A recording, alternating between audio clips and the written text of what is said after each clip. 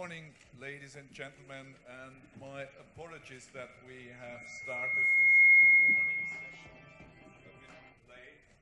Reason is that, of course, traffic from Brussels to Valenciennes can be at times a bit difficult, but we are very glad to have with us the senior representatives of the Directorate General for Mobility in the European Commission. We have with us Director General Henrik Hollelai, we have with us Deputy Director General Matthew Baldwin, and we have also with us the newly appointed Director for Land Transport, Elisabeth Werner.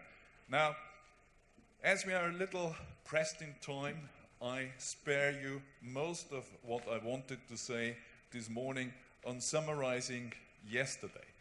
I just say that much. You all know that I wasn't here during the whole day because I had to go to Brussels for risk, and I believe as we speak there will be the vote, and we will clearly let you know how the vote has ended up in Brussels. But the feedback that I got when I came back in the afternoon was that it was a very, very interesting day, and in particular the morning session where we had the implementers present their systems. You had presentations from Norway, there was a presentation on Thameslink, and there was also a presentation of RFE. And I heard that two elements were essential. Firstly, it is very clear from these implementations that ERTMS is a mature system. And secondly, it has also been demonstrated that ERTMS delivers both on performance and on quality. And I believe this is the excellent basis for moving forward, for coming to concrete actions in the deployment plan. And this is exactly where you, Henrik, can take it away from. Please join the stage and give us your speech on the Deployment Action Plan. Thank you very much.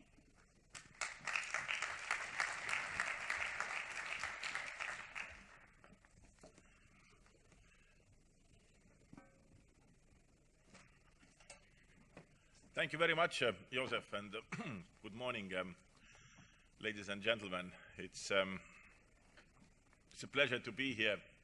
I'm delighted to have had this opportunity, and I'm also very pleased to see so many of you here. I heard that you had an interesting day yesterday and good discussions, so I hope that it will be the same also today. It is a very important event concerning the rail signaling and control, and I think that it also gives a good opportunity to discuss about the challenges that the rail sector is facing more generally. In my presentation, I'd like to emphasize the high priority that rail has in the EU transport policy, and also the opportunities and challenges for the sector in the coming years. If you take away one message from my presentation today, it should be this: rail needs to deliver and show how it is delivering for passengers, for businesses, for environment, for Europe. And that's also there in order to help us, the Commission, my Commissioner, and also my team, to make the case for continued EU financing and to demonstrate that our efforts to promote the rail sector are really worthwhile. In a difficult budgetary environment, we need all the good reasons you can provide us to make the case for future support and financing of the rail sector. So why is rail a priority? Main priorities of the EU transport policy are safety, security, digitalization, decarbonization, and high-value employment. It's clear that safety and security are two sides of the same coin. The highest level of safety is a must and of paramount importance for the trust of EU citizens and for the functioning of the whole transport sector. This has been paired with the security concerns and, equally, the need to deliver the highest level of security.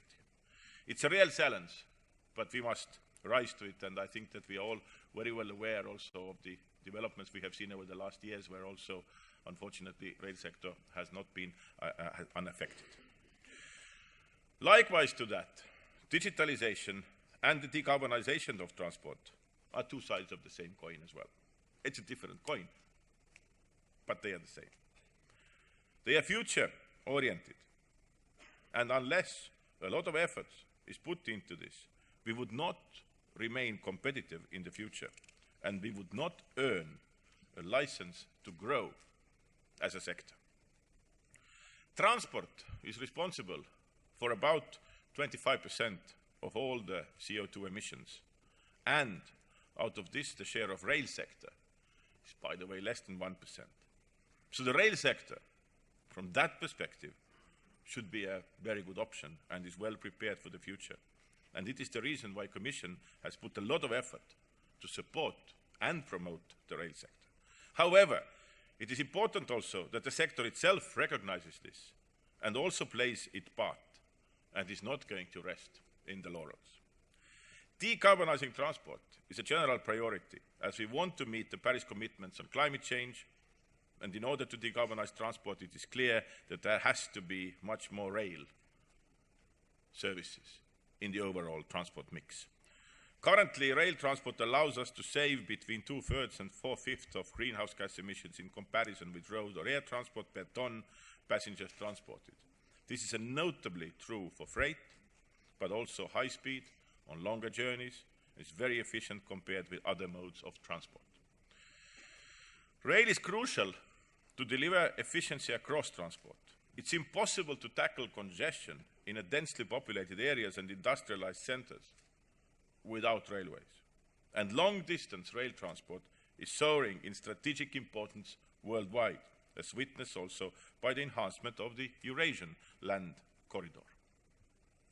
Even though the intensity is still limited and it would not be a competitor for maritime transport, it is clear that the volumes are increasing every month, and rail will be much more widely used in moving goods between Europe and Asia.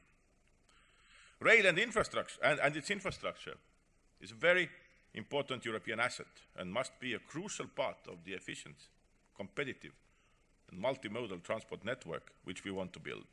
Rail offers a remarkable combination of safety, comfort and speed, and Europe has some of the world leaders in the rail industry. We want to continue to use the strength of the sector in Europe as a base to sell worldwide. We must maintain our global competitiveness in rail manufacturing, producing rolling stock, components, signaling systems and fully fledged solutions. Looking to the future, there are huge opportunities related to the digitalization and automation of transport, and rail must absolutely keep up with the transformation happening in other transport modes, not only to keep up, but also to show the way. So far, much attention has been devoted to self-driving cars. There is no reason why rail should not be part of this same revolution. We just had digital transport days last week in Tallinn together with the Estonian presidency, and embracing digitalization is the key for future competitiveness and in making the transport sector a success. Rail has to do more and be bold in implementing the solutions that new technological opportunities provide. Until now, we have been struggling even to get real-time information about train arrivals, and occasionally freight trains seem to roll outside tracks if time is the defining factor. This is not sustainable. Attitudes must change, and new technological solutions must really be implemented. So rail, as a mode of transport, has many strengths and opportunities in the future. It also has significant value added in contributing to the EU environmental and energy policies, to the internal market and EU mobility. The Commission set out clear and ambitious objectives for low-emission mobility, in which, again, rail plays an important role. And we set precise common interoperable standards, as well as a geographical basis to TEN-T network and deadlines to achieve them. Based on these ambitions, we have invested considerable sums of money in rail. Since 2014, over 15.7 billion euros from Connecting Europe Facility funds, which is 70% of all the budget allocation, 73% of all budget allocation. The sector has also benefited from EU support from the structural funds, European Investment Bank and European Fund for Strategic Investments. And the recent CEF blending call had a high oversubscription for rail and, luckily, ERTMS projects. But how is the sector performing in front of these ambitions? In the EU overall, and that is for me one of the most saddest statistical data that I am reading, the rail freight market share has been decreasing. In 1995, the rail freight share was 13.6%. In 2009, lowest with 10.8%, and since 2010, around 11.7, 12. So it's less than 20 years ago. This is all but encouraging. We really need to get the act together and get more freight from road to rail. And we also know what kind of challenges we are facing there. But these challenges need to be overcome if we want to decarbonize transport, if we want to have strong transport network in Europe. And also digitalization should help to show the way, and rail should be part of that. For me, it's totally conceivable that rail, instead of taking more market share in freight, is losing it. If we speak about the long-term competitiveness of the sector, then it is simply not an option. And this is happening against the background I just described in relation to EU financing. Soon we have to explain how is value added created when, despite the support, there are no positive changes and we rather move backwards. Nevertheless, the last 20 years have seen an increased rail passenger transport volume, more marked than private cars, in spite of massive investments in the road infrastructure and an increased motorization in several countries. So not all is bad. And I'm glad to see that passenger numbers are slightly going up. But still, rail modal share for passengers has been around 7.5% last 5 years, although with marked differences in the performance of individual member states. If we look at the cases, they are quite telling. Real success stories such as Sweden, Italy, Czech Republic, Austria and the United Kingdom are countries which embraced competition at an early stage and have seen modal shift, passenger numbers and quality services sharply increasing. So we know rail can compete effectively with other transport modes, but we need to recognize that it hasn't happened yet to sufficient extent. But it is not yet the single European rail area. Without achieving this, it's very hard to imagine that major positive changes will take place. The rail sector must come out of its comfort zone and start to deliver. To do this requires overcoming technical administrative barriers to integration between railway networks, actors and the systems and so on, and requires substantial innovation to be brought into the system. Again, mark my words, digitalization. I do not underestimate the complexity of moving from national systems to a more unified European system. The long history of rail and the technical requirements developed on the member state by member state basis mean that it is really a Herculean challenge. But we like challenges. And I'm very grateful to the efforts of Josef and ERA to support this change.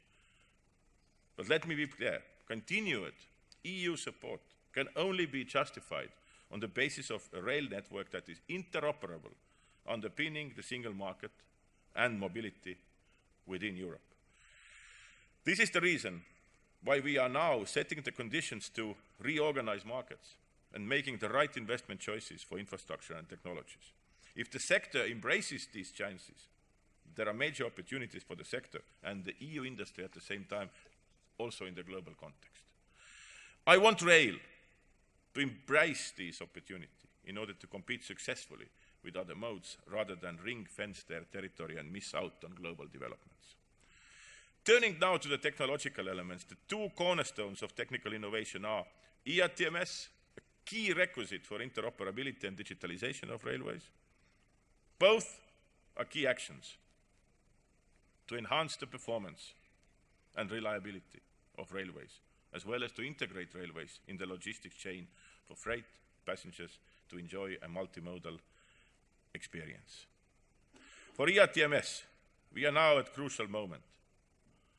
I think you have been discussing that as well here. Following several years of effort, planning and policy development, The fourth railway package is coming into force, and ERA will play a pivotal role as system authority to authorize vehicles, approve trackside installation, driver safety certificates for railway undertakings to operate EU-wide.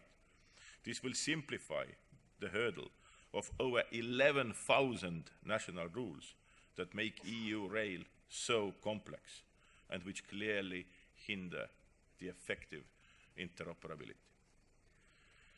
We now have a functionally complete and stable specification on ERTMS with baseline 3, leveraging on the experience gathered so far and including the new functions requested by the market, but also creating a system to allow adding future functionalities, including GPRS, while preserving compatibility.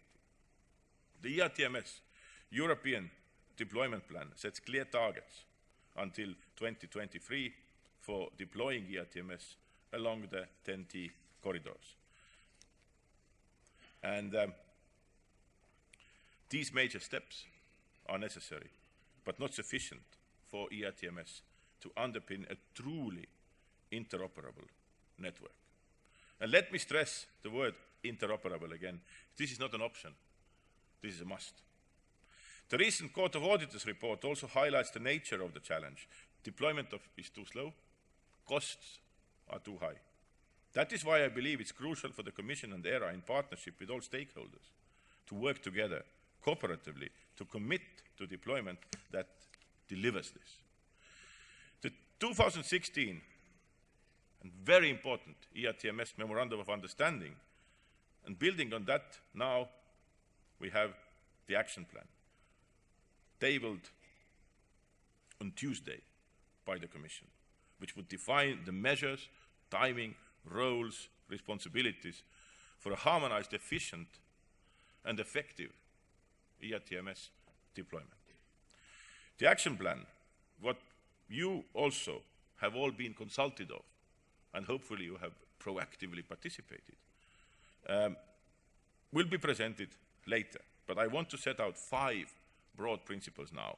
First, ERTMS trackside installations should be interoperable and compliant, meaning that baseline 3 equipped trains can run on them.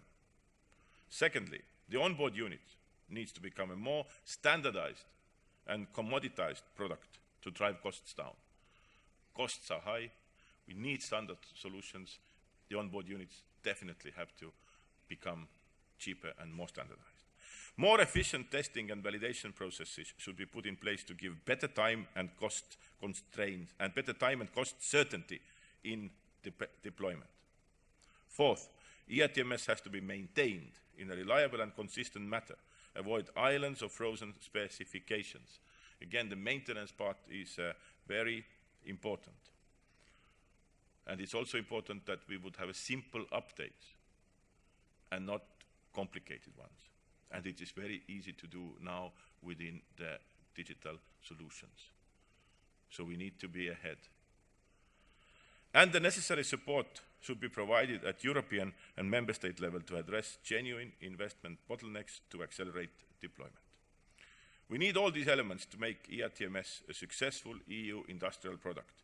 The ambition underpinning the plan to head towards a single European rail area where European trains will run on European infrastructure.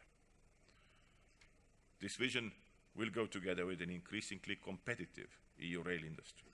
We are at a critical moment for the ERTMS deployment. We should seize it. And I want to emphasize that I will be also personally paying close attention to the delivery of the ERTMS, in particular against the European Deployment Plan targets. And I'm also very glad that we have Karel Vink here, who has been doing so much in order to make these things happen, and this is pushing it forward. ERTMS team in DG Move, and also the deployment coordinator, Ian Conlon, who is here as well today, will have KPIs, and I look forward to sharing the progress with you in the coming years. A couple of more words about digitalization. Looking further to the future, digitalization is at the same time both major opportunity and major challenge for railways. Rail needs other modes to ensure door-to-door services, and digitalization is a crucial tool to integrate information and administrative flows, optimizing modal integration, optimizing logistics chains. Developments are happening faster and faster. Rail needs to be in it from the beginning for tools such as e-freight, single logistic windows, which are by nature multimodal. These elements will be at the core of our attention in 2018, which will be the year of multimodality. Digital applications within the rail system will show rail tangible benefits. Reliable expected time of arrival available for all up to terminals will make railways more attractive for logistics operators. Journey planners and ticketing, fully exploiting telematics application will increase rail attractiveness for the passengers. I also expect ICT to reduce railways maintenance costs and enhance energy efficiency. Real-time monitoring will allow predictive maintenance, but also one extremely important element, digitalization, deployment of ERTMS, they will also all enhance the capacity, and capacity is becoming a bigger issue, as we well know, in the European rail network. Last but not least, we are engaged in encouraging the development of automated train operation. On the challenges side, we see that digitalization implies a stronger integration with telecom systems, and we must act together now to define a proper new IT standard for rail in the future. There are spectrum issues, of course, which we are well aware of, and we need to get them right. Last but not least, here, ever more digital transport calls for enhanced cybersecurity. We have to find EU-wide solutions for EU-wide network. No regional, national solutions will be sufficient here. This is a crucial point, as the cybersecurity of the system is at the heart of the success of any digitalized system, and it's becoming an issue day by day more and more. To meet the future challenges, we also have the Shift to Rail joint undertaking, in a strong partner, and also helping to keep the European competitive advantage in this sector. And we count on the sector to deliver timely game changers foreseen by Shift to Rail for an ever more performing European signalling system that increases the capacity of infrastructure, speed and reliability. New communication system secure with enhanced capacity. Single system integrated signalling and traffic management that will eventually allow automated trains to run on that infrastructure. These are our plans, but the time to deliver is now. So let me once again wish you a fruitful second day of this conference to debate the ERTMS Action Plan. There are interesting discussions going to roll out soon, and also to discuss the future developments confronted vis-à-vis member states and sector perspectives. And please, do not hesitate to think outside the box and also to be bold at the same time. Thank you very much for your attention. It's been really a pleasure and an honor to address you. Thank you.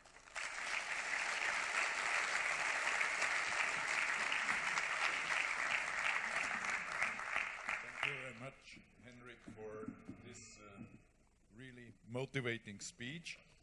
And now we continue with a keynote speech by Patrick Chanté, the CEO of SNCF Réseau.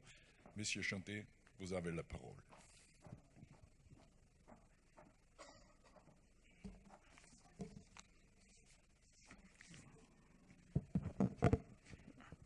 I'm small, so I need to have microphone at my height. Good morning to everybody, ladies and gentlemen. I am very proud and very honored to be here with you.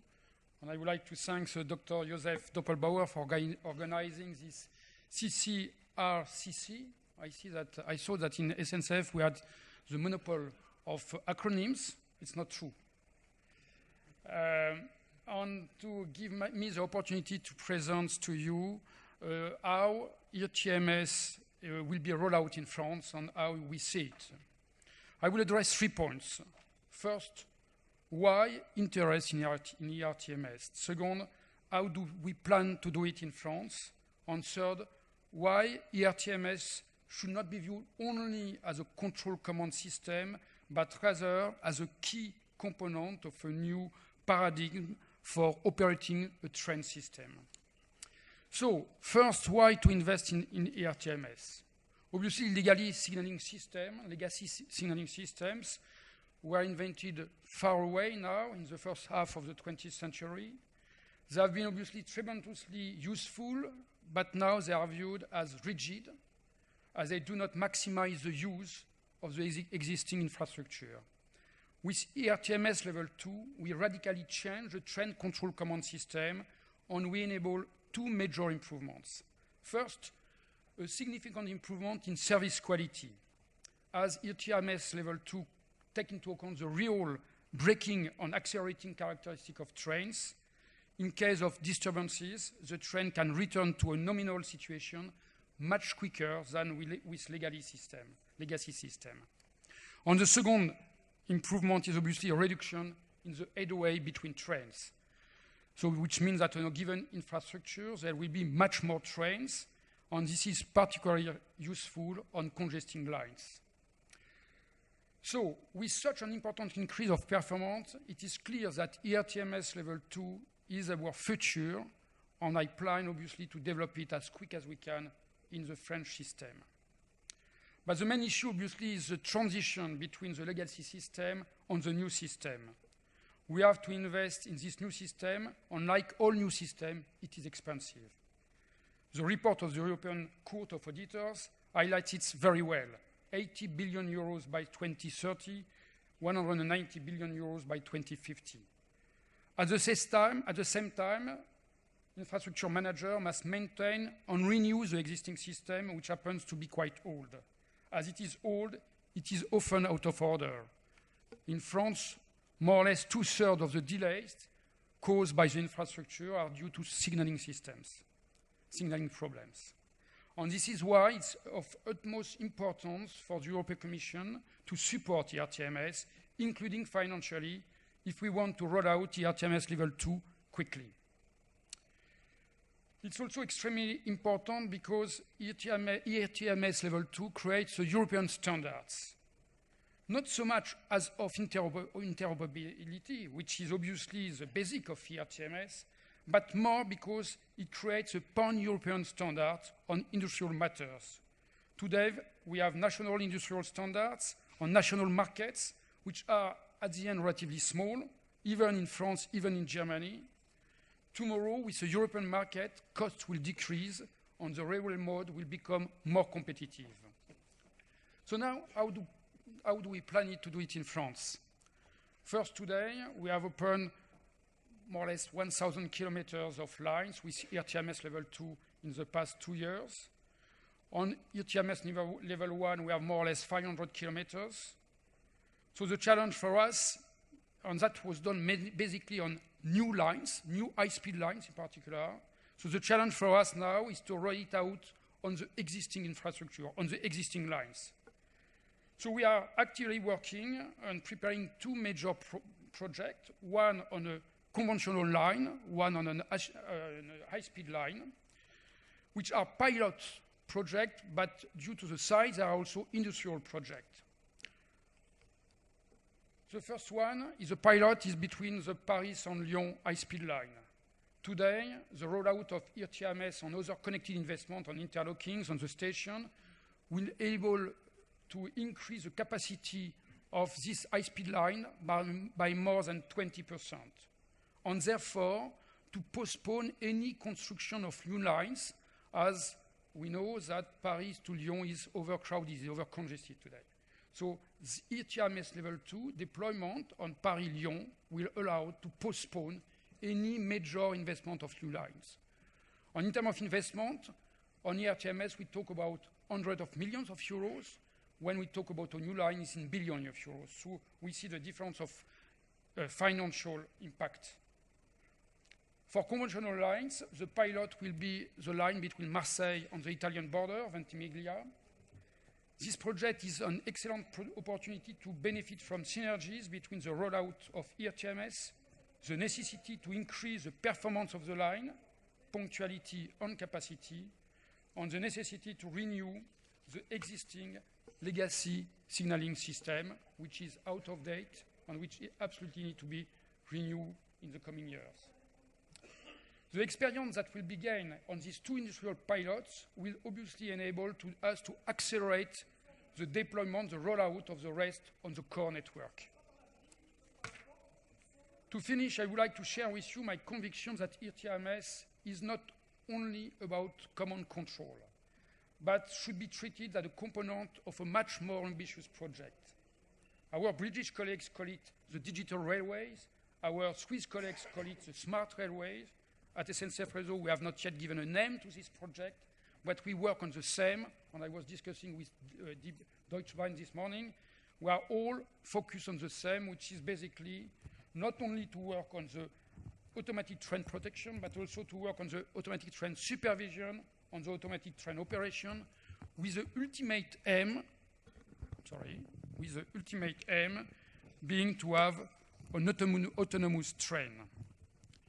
When we look at socioeconomics, we see that the benefits are spectacular on the capacity to increase capacity, reliability and punctuality, speed, interoperability, safety, and at least but not least, productivity. Like SNCF Réseau, many European infrastructure managers are working on this project. We know that its business model is much better than even the ERTMS alone. And I am aware that the European Commission is currently preparing the next multi-annual financial framework for 2021 to 2027 period. And I strongly recommend that the share of financing that the Commission allocates to the digital smart railway project during that period should be increased from 5% in the current financing scheme up to, I would say, the 30% in the current or the next CF program. This is absolutely paramount as it will transform completely our industry. I will make a comparison, perhaps a little challenging. For us, this term should be comparable to the autonomous car in the automotive industry. So it's worth to invest, it's worth that Europe invest in it, it's worth that all our states invest massively in this system. Thank you very much.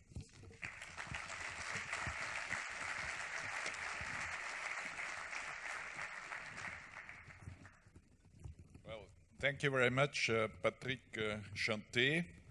Our next speaker doesn't need any introduction. May I ask Karel Wink to join the floor and give us his thoughts on ERTMS deployment. Karel, the floor is yours.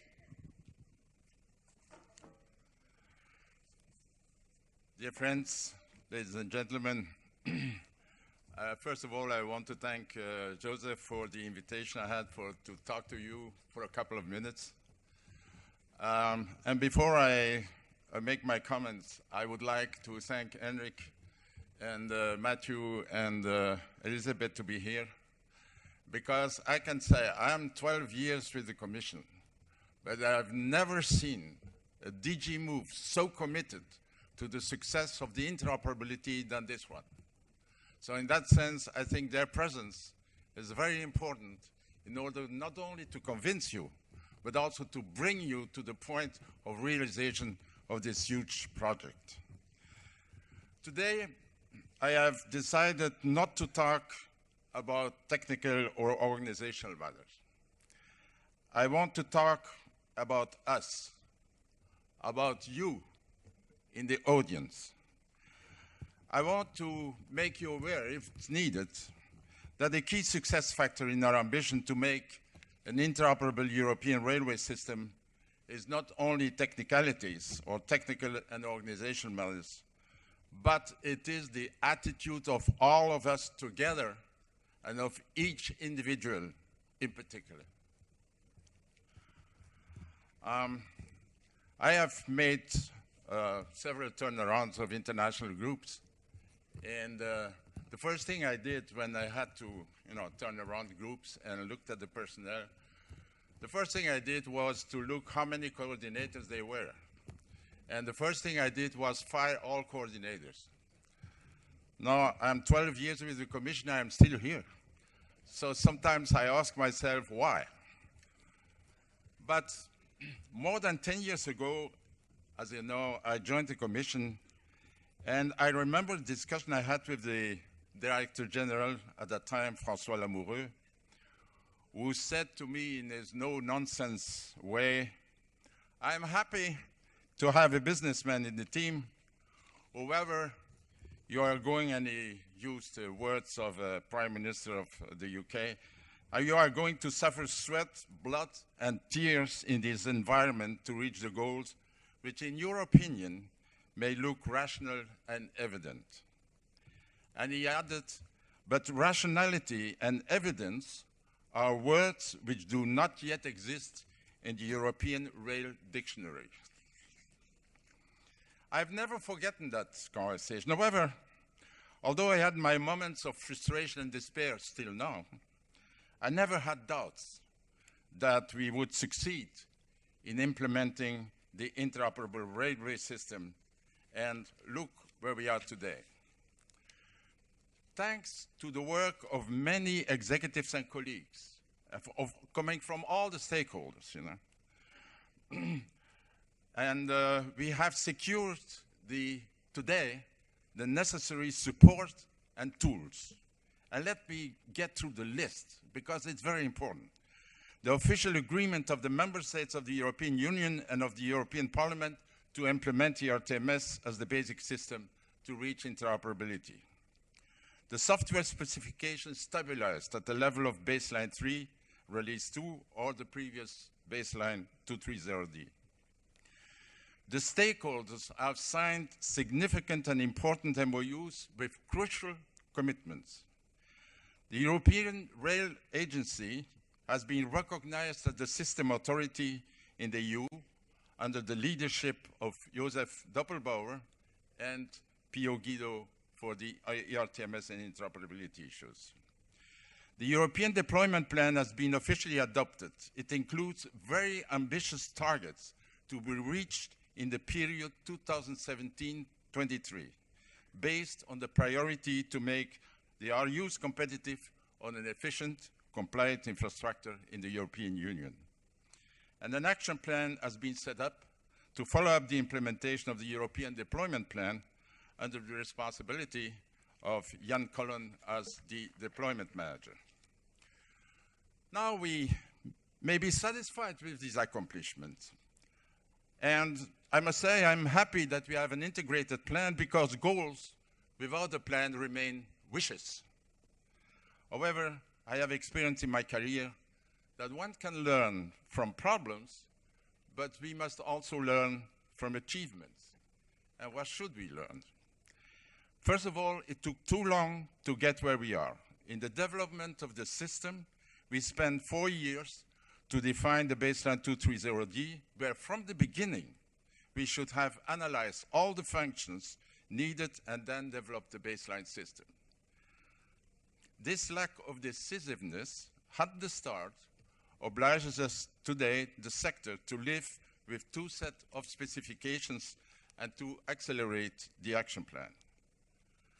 A second thing which we learned is, after more than 10 years, we are still at the beginning of the phase of deployment. I know that the comparison is not very valid to a certain point, but the smartphone, which was launched in 2007, developed over the same 10 years, has a multitude of functions and happens, and is today in the pocket of each consumer worldwide. Our system, I am convinced, our system, ERTMS system, is not more complex than the smartphone. And why does it take so long? Well, in my opinion, although there are some excuses, but it's the lack of coherent and focused approach with all the noses in the same directions over the year. It's better now, it's much better now, but we have lost time. And third, the economics are a factor which is often not sufficiently present in the decision-making process about the investments to be made and the operations to be run. Forgetting about this aspect leads to an unjustified outflow of funds which may be made available for other projects. And God knows that we need big money to realize the major resetting of the rail sector. Any waste of financial means will at least delay our plans, if not making them unreachable. Therefore, I ask you, can we do better? Can we do it faster? The change which we are steering is fundamental for the rail sector in the future. We are all part of that huge European interoperability project, and there is one thing which I have experienced in my career and which I still believe it's very strong, very important here, that is that the success of a big project depends on the passion to achieve it. Passion in a company, in an organization, is infectious. And there is no better glue in a team than passion. Ladies and gentlemen, there is one factor also which justifies the sense of urgency, which is absolutely indispensable in the execution of our task. In the past 10 years, the environment in which we have to deliver has become much more competitive. Through the core network corridors, the European Commission is trying very hard to improve the overall mobility by optimizing the different transport modes: rail, road, inland, maritime railways, and air transport. The core network corridors strive for an optimal balance between the different transport modes.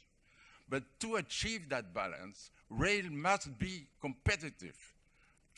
Rail must be one of those transport modes which is efficient, as was underlined by the presentation of Hendrik. Therefore, the need to have the best rail interoperability is paramount. And where can we realize this? In a shorter time than on the rail freight corridors. They are there. They are organized. We should use them in order to get this interoperability as quickly and as good as we can in order to have this interoperability Hendrik was talking about.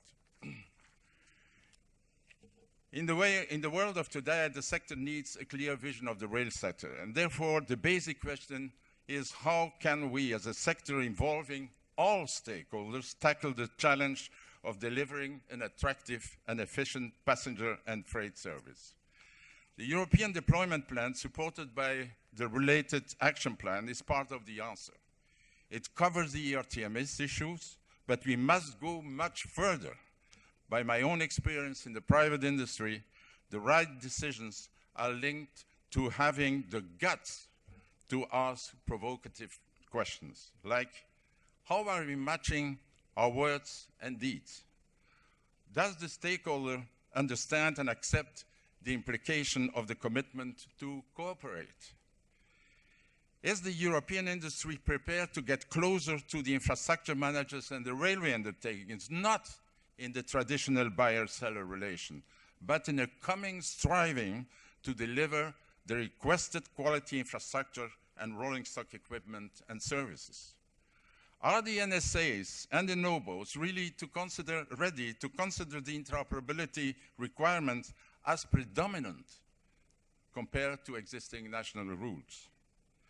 And where are the incentives to find the talent which is needed to reinvent our industrial processes, to introduce new technologies, to reset from scratch our operational schemes, to use creative financial approach?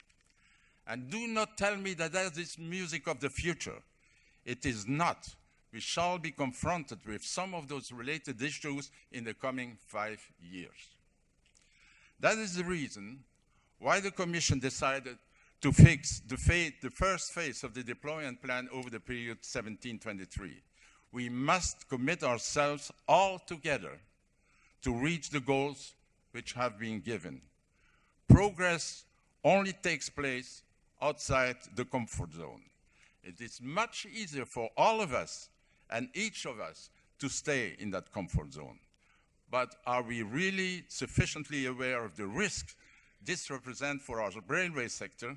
Because we cannot shy away from the significant efforts to be made. Waiting another 5 years would handicap our competitive position in a major way. Therefore, it is now or never. And you may ask the question, do we have the tools and the support to do this? I say, yes, we can. Not only at the level of the institutions, but also in every rail company or organization. Ladies and gentlemen, the main factor for reaching our goals is the human factor. Let me comment on that one shortly. First of all, we must go for solutions, and not, as happens too often, for listing problems without coming up with possible and acceptable solutions. On several occasions, I have seen that we do the same thing over and over again and expect different results, flattering the egos, but solving none of the problems. Albert Einstein called that insanity. There is an efficiency rule which says that focused teamwork should divide the tasks to multiply the probability of success. That is exactly the basic principle of our action plan for the deployment of ERTMS. Let me make a last comment on the human aspects. The success in our ambitious interoperability program is in a major way linked to the attitude of all stakeholders involved, the infrastructure managers, the railway undertakings, the industry, the European Union Railway Agency, the NSAs and NOBOs, INEA, DG Move, all are involved. But a bad attitude is like a flat tire. If you don't change it, you will never get anywhere. So therefore, on the contrary, a positive attitude which takes every stakeholder in the same journey to achieve our ultimate goal can improve and accelerate the realization of our European deployment plan. And therefore, Joseph, I ask at this conference to accept my proposal and let us take all together this mantra, all together we go for 2023. We never give in. We never give up. Thank you.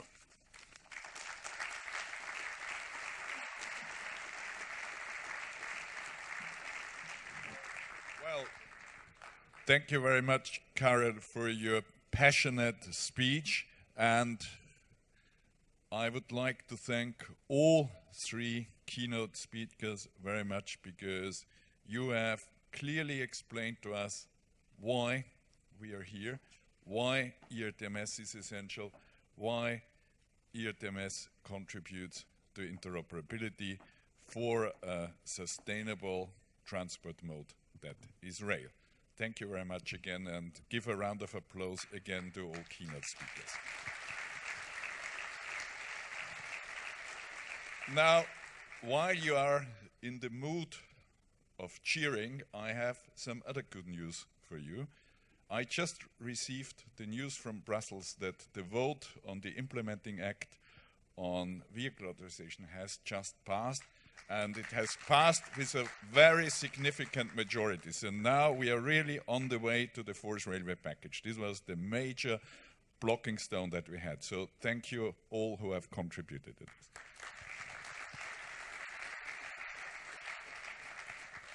So, as Henrik has announced, and as Patrick Chanté and Karel Wink have prepared very well, now we come to the core of this morning. We come to session 3, which has the very telling title, Time to Deploy. And I can only support what Karel said. We should all work together to get the maximum out of our action plan and to get a significant result delivered by 2023. The first presentation that we have in this session 3 will be by Ian Conlon.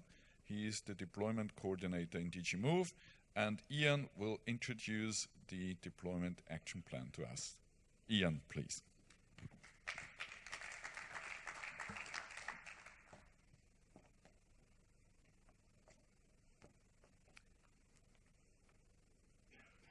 Thank you, Joseph, for the introduction. I'm very happy to be here to launch the ERTMS Action Plan this morning.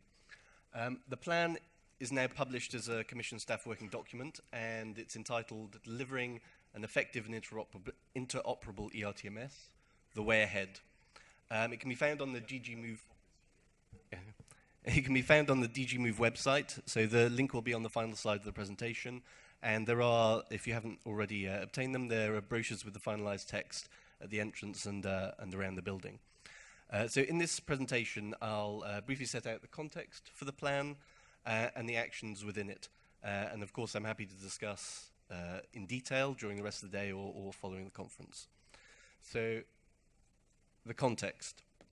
First, why did the Commission and also the agency feel that an additional piece of paper was needed? A base, I think, has been clearly explained this morning, and I'm sure is recognized around the room. We feel that we're at a crucial point in the deployment of ERTMS. We have a functionally complete baseline 3 specification. We have the legislative framework through the necessary powers for ERA with the technical pillar of the 4th railway package. And also there's been significant progress. I think there's general agreement that ERTMS is the universal signaling system for Europe. There's over 4,000 kilometers of core network corridors that have been equipped by the end of 2017. Nearly the totality of Italian and Spanish high-speed networks use ERTMS. And beyond the commitments of the European Deployment Plan, several member states are implementing or actively considering network-wide deployment. The principles for interoperable deployment have been set out in the 2016 Memorandum of Understanding, and we now need to build on these steps to deploy ERTMS on a wide scale to support the delivery of a genuinely interoperable single rail area. We recognize the challenges. Investment costs are very significant. The technical challenges of deploying on existing networks with historic operational logic differing between member states is daunting. The complex scenario is deepened by the differing rationales that member states and infrastructure managers have for deployment. And this program level complexity is similar or even greater than other cross-member state initiatives such as CESAR, where there's a very complex interplay between suppliers, operators, infrastructure providers, the agency, the Commission, and beyond. And in the end, to fully realize the benefits at both member state and European level, a coordinated and genuinely interoperable approach is needed. But the systemic benefits can be very large. So there is a real prize. But also, we recognize that the legislative steps are not enough. Paper is not enough. Deployment decisions need to be taken not solely from a specific project perspective or member state perspective, but taking into account overall interoperability considerations. And all these issues argue for more coordination and not less. So this is the reason for the action plan, is to set out in a constructive and forward-looking way the overall framework for an ERTMS deployment that supports interoperability, which builds on the existing legislative framework, and also the many ongoing activities to make sure deployment happens that are already in place. It sets out responsible parties, it sets out timelines for delivery. So it will be used by the Commission and by the sector through the platform board to coordinate and track progress of the actions.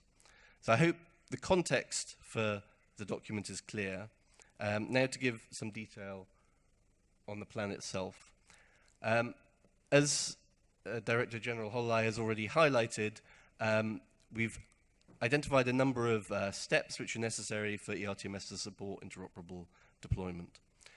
First of all, interoperable and compliant infrastructure, the standardization of onboard units, a more efficient testing and validation process, the maintenance of the system in a reliable and consistent manner, and funding and financing support targeted in the right areas. So taking each of these issues in turn, I'll highlight the key elements within the action plan on each of these steps. I don't have the opportunity for time and also just presentational reasons to go into the parties who are responsible and the timelines. This is all in the document, and as I say, I'm happy to discuss after that, after this discussion.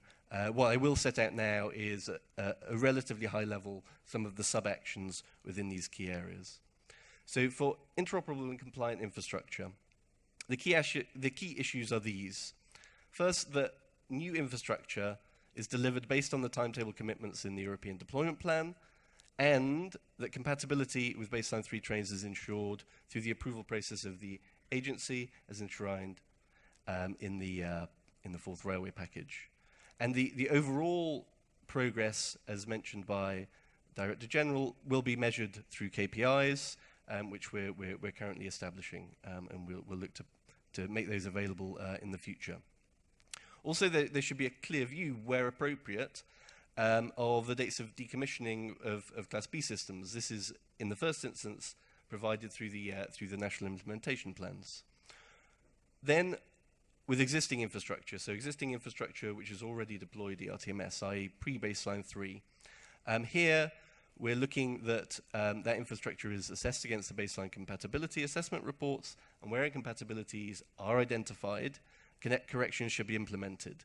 And the prioritization should be on those parts of the network that most impact overall interoperability. So this is important with the general principle that baseline 3 trains that are coming on stream are able to use the overall infrastructure. National rules and engineering rules, we still need to very much clarify, simplify those in their existing processes, especially on the national rules, to help achieve that. And finally, on the infrastructure side, that new compatibilities that arise are addressed in a manner that are consistent with overall interoperability. So we should be looking to promote a more standardized OBU product. So when there are incompatibilities arise between train and track, the way that it's dealt with should not just consider the project level solution, but also the wider impact on interoperability. Such actions taken in the round will be required to support network interoperability. I want to turn briefly to what I think was probably the most contentious issue in the consultation process, because the draft document was released before the summer, which is the reference to the aim of potential removal of baseline 2 from the TSI specifications. So the intention here is to highlight that baseline 3 is an error-corrected and functionally complete specification compared to baseline 2, and should be the focus of new investments, in particular on board. We've made clear now in the wording of the document that the intention is not to undermine the significant investments in the ERTMS from the front-runner member states who invested significantly in baseline 2. So to be clear, any potential revision of the TSI would be forward-looking and not impact existing investments. And in addition, through the maintenance of the baseline 3 specification, the Commission and ERA will protect the investments already made in baseline 2 and will ensure that future trackside implementation can still use baseline 2 functionalities and allow the running of baseline 2 units. Turning now to the standardized onboard unit. Here, the issue is that greater standardization will help reduce costs and also underpin interoperability. And this is really essential to maximize the business case benefits for deployment. The key issues here are, first, the important role for ERA in the future authorization of vehicles to ensure the interoperability of new equipment, especially for international traffic. Then, the complex issue of dealing with rolling stock that runs across several member states. At the moment, there's a deep complexity when there's need for retrofitting or upgrade because of the interaction with the Class Bs. The cost of this can be very high. And there needs to be a push on all sides, maybe potentially through standardization of interfaces, to find a way that such costs can be made more manageable, especially in the context where retrofitting programs are needed to support national deployments. And linked to this, we would encourage further, deeper consideration, in particular through the rail freight corridors, to ERTMS trackside deployment that allows operators to run with ERTMS alone. We're not there yet, but that should be an operational goal to find networks where such a deployment can happen. And when that happens, that would be a major step forward in facilitating a much more straightforward onboard deployment. Finally, and I think as was discussed yesterday, a more common and defined approach on commercial and contractual issues can also potentially assist in driving efficiencies and a common approach. Turning to the third point on testing and validation. The ultimate aim here is for a testing regime with more efficient cross-tests of the onboard unit from each supplier, and with more limited configurations on the track side to produce a much more streamlined overall testing process. This is the goal. In the meantime, transparency on the scenarios to be tested and the process to guarantee that tests are done in a timely manner are needed to reduce testing costs and therefore improve the overall business case. Further, there needs to be developed a common understanding on and definition of a commonly agreed generic process for testing and certification. Overall, we need to really continue to push to make these processes as efficient as possible, because the testing and validation processes are very significant costs in the overall deployment process. On maintaining ERTMS in a reliable and consistent manner. Here, the aim is for the software installed on board or trackside to be maintained as software products, regular, scheduled updates with pre-tested configurations. Whilst baseline 3 is functionally complete, it's inevitable in complex systems there will be errors or ambiguities. This will, unfortunately, continue to be the case, though hopefully to a much more limited extent than in the past. Therefore, we still need an efficient and coordinated process to address these issues when they're required.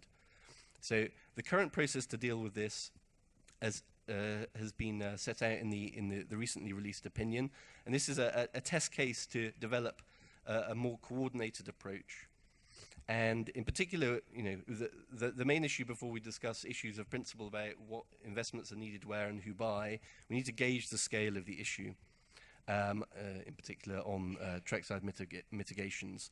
So we were very encouraged last night at the platform board that there was agreement that there would be pilot studies to look at these investment costs and issues in the context of the recently introduced change requests. So this is it's a detailed point of deployment, but actually essential for setting out the future framework for how we can maintain the overall system in a more dynamic manner. Finally, turning to funding and financing support. As has already been pointed out, considerable support for ERTMS deployment has been offered through 10T, through Connecting Europe Facility, and through structural funds. As previously mentioned, the Commission is currently at the negotiation stage for the next financing framework, which will run from 2021 to 2027. We want to make the best case possible for continued EU support for rail as a whole and ERTMS in particular. And for this, for ERTMS, we need to demonstrate that ERTMS deployment is underpinning network interoperability. In any case, regardless, we can be sure that the EU money available in the next phase will not be sufficient to cover the total value investment. So it will need to be targeted effectively, and new mechanisms such as the blending of grants and private finance will need to be considered by the sector. In terms of prioritization, and to give some kind of high-level observations about where we see priorities needed for EU funding beyond the member states. So work through the ERTMS business case, and also backed up by stakeholder engagement, has identified that railway undertakings, in particular those operating in international environments, can have difficult business cases for deployment, in particular for retrofitting or upgrade. And the benefits which can be seen at system level can be difficult to capture in a competitive environment. So railway undertakings, and in particular international railway undertakings, are currently a priority within the CEF funding, and they are likely to continue to be a focus of priority in the future. And I'd just like to mention as an aside, we are encouraged by recent schemes such as that being considered in the Netherlands, where member states are looking to take on an aggregating role, a general procurement role on the upgrading or retrofitting program, looking to take on some procurement risks and also drive some economies of scale also for smaller operators. And these more member state-driven support systems for RU deployment should be considered more widely. On the infrastructure side, obviously infrastructure deployment is vital. ESIF funding, the structural funds have been used and hopefully will continue to be used to fund major network deployment in cohesion member states. And on the CEF side, cross-border infrastructure in particular will continue to be an important priority to drive technical solutions between the difficult deployment scenarios of operating between two member states. In the broader picture, and in the end more important, member state support will continue to be vital to deliver the ERTMS deployment, both for infrastructure and rolling stock.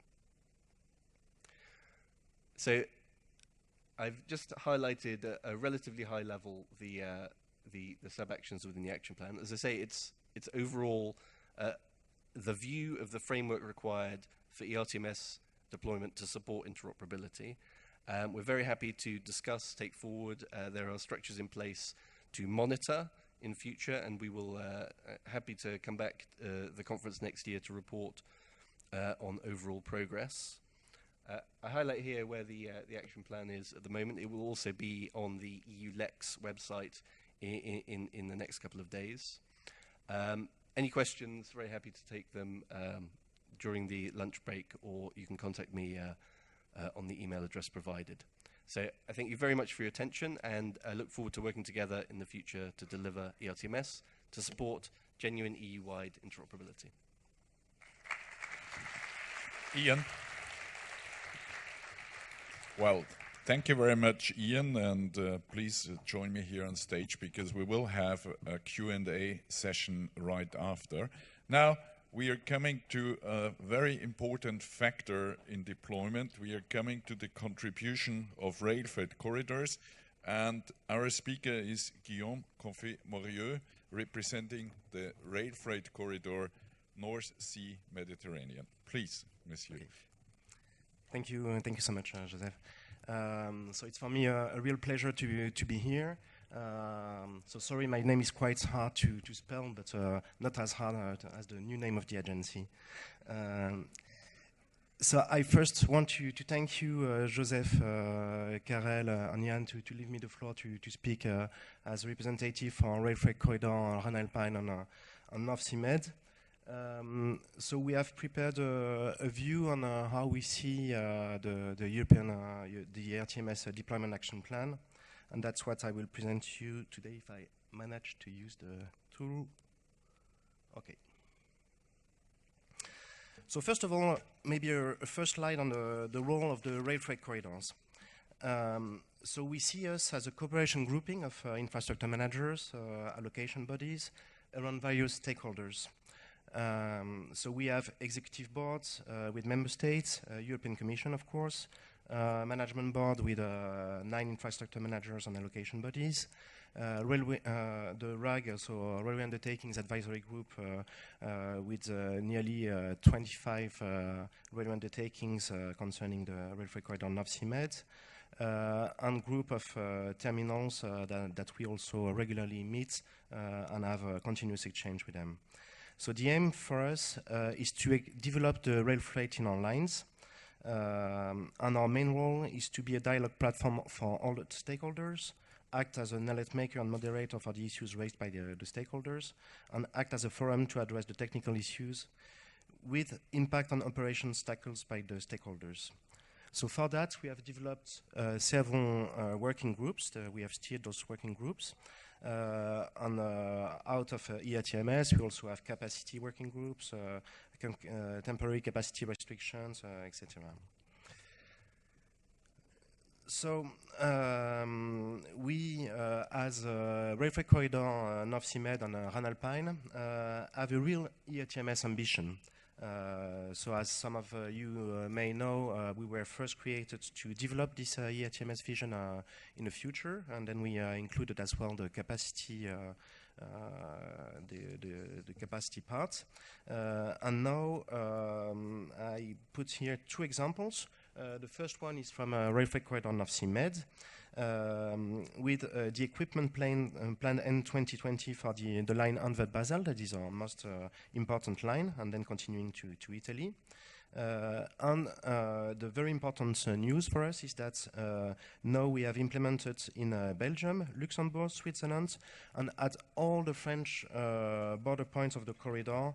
So we have the triangle Bettembourg, Thionville-Lucan, so Belgium, Luxembourg, and France border sections. Mont-Saint-Martin, Banche-Rodange, sorry, and also in Switzerland. So it's a very important step for us to develop ERTMS within our corridor. Second example is coming from Rail Freight Corridor Rhine-Alpine, and they have developed the TCS vision for until 2022, and now thanks to this very detailed vision, all the stakeholders are able to see what will be available in a very short delay, border point per border point, on node per node, on what are the alternative solutions they have to use. So this information is now completely implemented and presented by Corridor Rhine-Alpine and discussed together with the Railway Undertakings Advisory Group. Other example is the contribution that the rail freight corridor network gave to the harmonization of the national rules. So we as North Sea Med prepared a contribution for the TSIOP method. So it starts with an analysis of all the national rules that were in vigor into our corridor. So for 3 main countries of the corridor.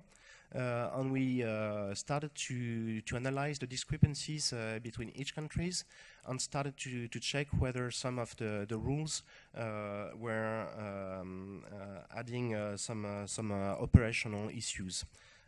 So this analysis has been completely steered now, and we have given the floor to ERA, to the agency, so they can have this full analysis and define also for the future European rules, because we don't want as corridor be the one to define local rules. We rather prefer that rules are made at a European level. Another point is about how we see the role between the agency and the infrastructure managers concerning the compatibility OBU and trackside. So we think that ERA is responsible for homologation of onboard units and approval of trackside should be the relevant entity to determine possible incompatibilities. And we also think that as a platform of exchange of information within all the stakeholders, we probably also be informed of incompatibilities, and there we commit to have a full and transparent discussion with the agency in order to solve all the incompatibilities that may be found in the future. Another very important point for us is to safeguard the massive investments in baseline 2, sorry. And so we want that the 2.3.0D version stays in the text for the future. But Jan Colon already answered us, and the new version of the text is fully in agreement with our objectives for the future. So I wish to thank you for this, having taken this into account.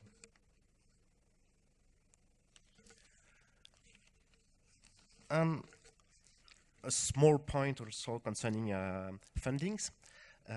So we think that that all the funding schemes can be given by the Ministry of Transport in the meetings of our rail freight corridors, and we can also promote all the investments made by our stakeholders and that they are presenting to INEA. And also, we would like that the ERTMS subsidies in the future are not linked to any decommissioning of Class B systems, because we know that for the long run, we'll need to live with both systems, as President Janté said before. And then. Last slide is how we see the contribution that the rail freight corridors can give in the ERTMS future developments. So I put it the example of rail freight corridor North Sea Med, but there are many other corridors that are using this. So we have all steered ERTMS working groups for which we have direct contacts with the infrastructure managers on railway undertakings. The results of all the issues raised during those working groups plan, exchanged, and discuss with the agency, with the member states, with DG Move.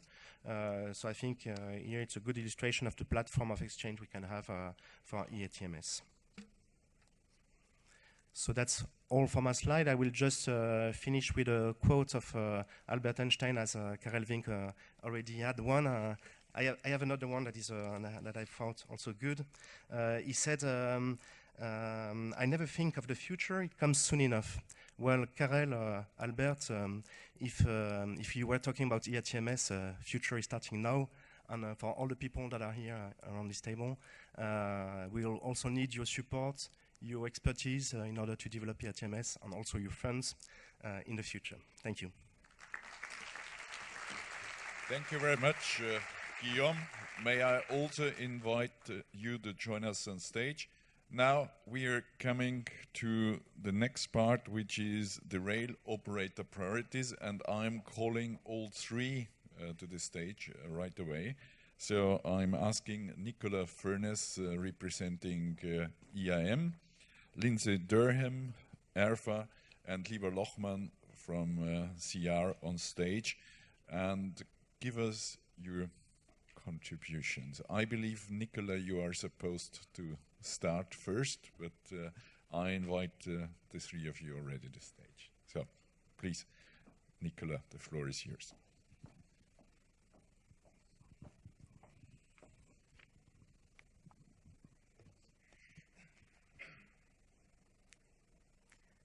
Thank you, and I'm pleased to be here today to share with you some of EIM's recent perspectives on some of the key ERTMS deployment issues that we have been talking about recently. As I know we are quite challenged for time this morning, I want to just touch on a few areas: the role of the IM in the fourth railway package, the contribution of the IM to the deployment plan that we've just been given some further detail on, and to talk a little bit about what's in the recently issued technical opinion, and to share the thoughts of the IM's role in these things, taking them forward.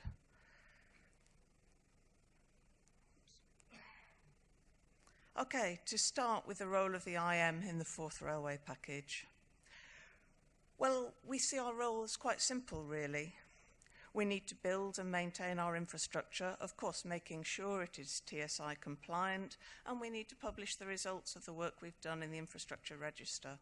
So simple in theory at least, but perhaps a little more challenging when we actually get down to delivering the detail. Moving on to the contribution of infrastructure managers on some of the key ERTMS issues, perhaps things get a little more interesting. Here we have three areas that we've been focusing on recently: following up issues raised in the technical opinion on error corrections and the backward compatibility analysis, solving incompatibilities, and carrying out efficient and effective testing and validation campaigns for compatibility. Clearly, all these actions actively involved IMs, RUs, and suppliers working together, and we do need to work together and share information to make sure we really take the right decisions on the way forward from all the results on the table. As infrastructure managers, we are quite clear on our role in this. Our role as defined in the fourth railway package is to provide a compliant trackside. Nothing else. Quite simple for infrastructure managers. And it certainly does not foresee us having any responsibility towards the onboard. Perhaps I shouldn't need to say this. And why would the IM need to be involved in discussing issues on the onboard? But in some of the discussions we've been having over the technical opinion and the deployment plan, perhaps there has been a view on some aspects that the IMs with their track size can solve problems for everybody else. I'm not sure we have the money to solve everybody else's problems, and I know we do like to be helpful, but perhaps for infrastructure managers the more important issue is to understand as a system what we need to do. We need to understand what's happening on the onboard, what's happening on the track side, what is the right balanced view on the way forward, and perhaps not always focus on the infrastructure manager always solving the problems. We do believe the infrastructure manager can play a strong role in helping define the way forward, and perhaps we need some more help in achieving this through coordination between IM and RU discussions on the way forward. So how do we see the way forward? Well, IMs are willing to take a leading role on coordinating the way forward on error corrections, and to facilitate the use of our laboratories or our suppliers' laboratories for compatibility testing. But to do this, we need information. We need suppliers to characterize their products against identified errors, both tracksides and onboards. So we need, too, the agreement of railway undertakings to let their onboard suppliers share the information with us. Of course, we already have the information from our trackside suppliers. With the information, we can make decisions. And we do propose a simple method of decision-making, some key principles: correcting errors at source. If it's an error in the trackside, as infrastructure managers, we fully acknowledge we need to correct our trackside, no problem. But if it's an error in the onboard, we should get the onboard corrected. But what is key here is to have all the information before making the right decisions for a certain area of line. We need to understand what railway undertakings run over a particular trackside and look at the implications of the system. And it may be that there are some temporary mitigations required because of some of the risks we understand, and we need to have all parties involved in that decision-making process and no early assumptions being made as to which party involved in this should actually deliver the action. And then we can decide the way forward on timescales and costs on who pays. So in summary, I guess what I'm really saying is that infrastructure managers are in a good place to perform a system integrator role in this process, even though perhaps the fourth railway package defines our role more narrowly. Only the infrastructure manager can see what is happening with multiple railway undertakings running on a piece of trackside, and someone has to facilitate the decision-making process. And I think really this is drawing to recent discussions within EIM as to how does the role of system integrator fit with systems authority, and are these roles clearly defined and understood, and do we carry out these roles consistently across Europe? And perhaps that's the issue we should be looking at going forward. Thank you.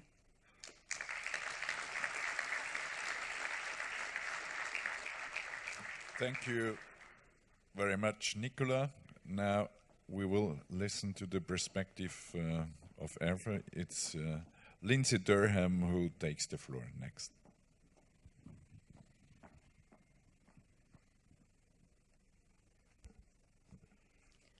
Good morning, ladies and gentlemen.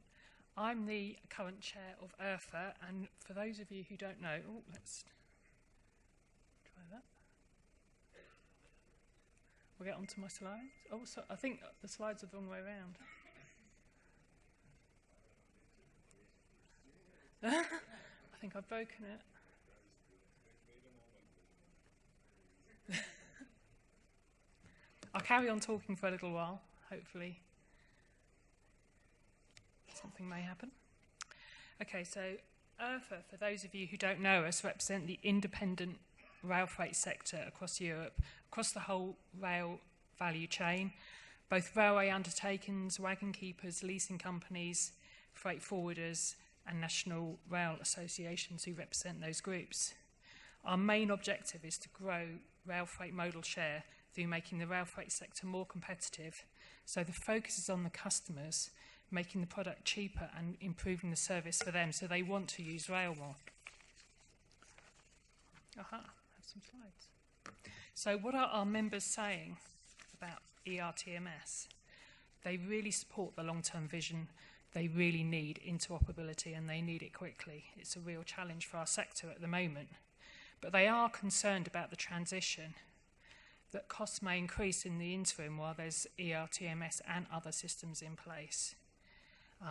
That it will be expensive to fit to the locomotives, that the unit costs are really quite expensive, and that we are competing directly with road and we can't put up our prices.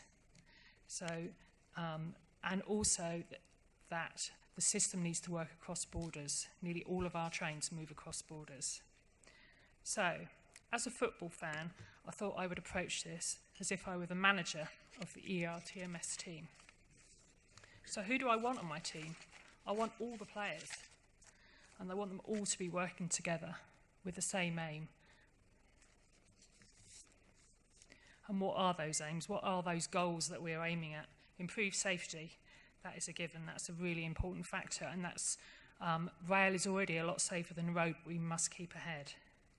European-wide interoperability, a single, truly single one system that we can use the same locomotive across all member states. Full compatibility, backwards and forwards, would be ideal, track and train.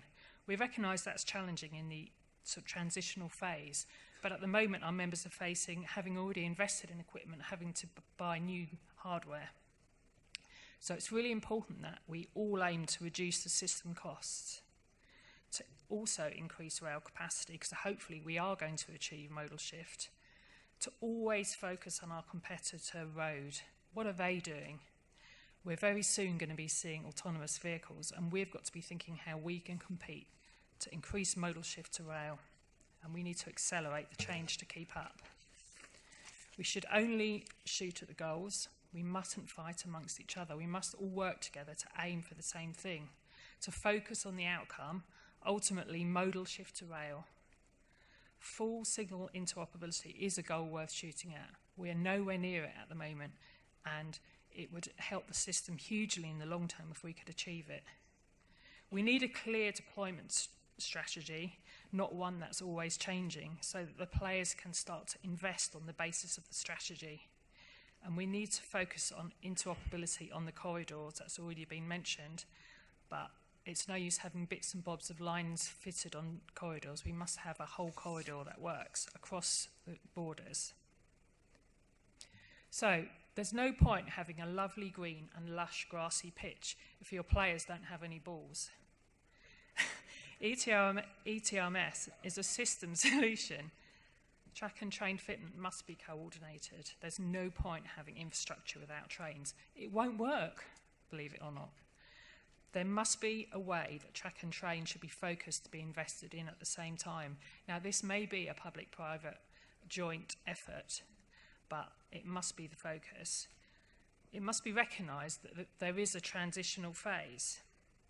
New designs of locomotives will become fitted over time and hopefully not too far away with the equipment, but railway locomotives are 30-year assets, and they won't all be replaced in the next 5 years. So we must work out a way how we can transition. We must have a plan, and the suppliers need to be part of that plan. What I want to do as a manager, I want to win the Modal Shift Cup. So how do we do that? What does success look like? Success is improving safety and reducing costs of the system, increasing capacity, keeping up with digitalisation. The road is doing it now. We must keep up or we will lose market share, not gain market share. We need a holistic approach to funding track and train with all players working together. We urge the infrastructure managers to work with the railway undertakings to find solutions, not create problems. We should be part of the same team, and the suppliers as well should be part of the same team in aiming in producing standard interoperable equipment that becomes cheaper and cheaper, and that cheaper needs to happen very quickly in the next few years, and then we will all gain the aim of modal shift. Thank you very much.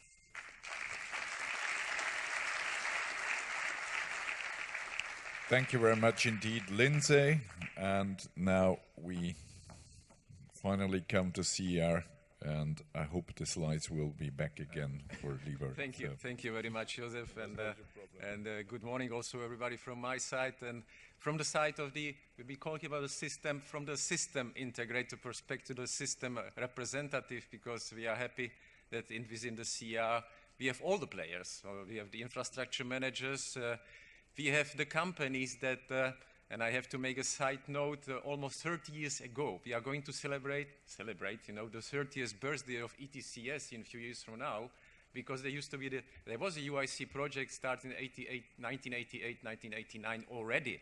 So if there is something that we should do and have in mind is that there is really a time to deliver after the 30 years of the existence of the ETCS. So we have on board of this year the companies from the original UIC family that have been at the origin of the project. And we have, of course, also the number of the private and independent freight and the passenger operating companies. So really what we do and what we bring together from our perspective is the system that needs to work. Clearly the system that needs to work and the system that has to deliver the benefits for the users. And this is what has been pronounced already in the morning and yesterday a few times, that we have to be clear that we have to work for the benefits of the railway competitiveness, so addressing what the customers of the railway expect from us, which is the more efficient system, and which is delivered then by the services of the train operating company, so if you wish, then railway undertakings. And this is only possible, this is only achievable if we finally implement the fully interoperable and fully compatible system that is really based on a stable specification. So the first call here, and I hope that right now we finally have got that we have the specification that is recognized as guaranteeing the interoperability that needs to be implemented newly on the infrastructure, and also, of course, an infrastructure that been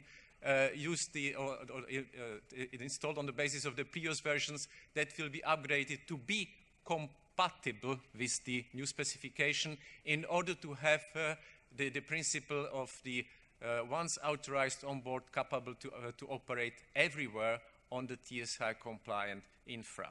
So we need to have this compatibility frame.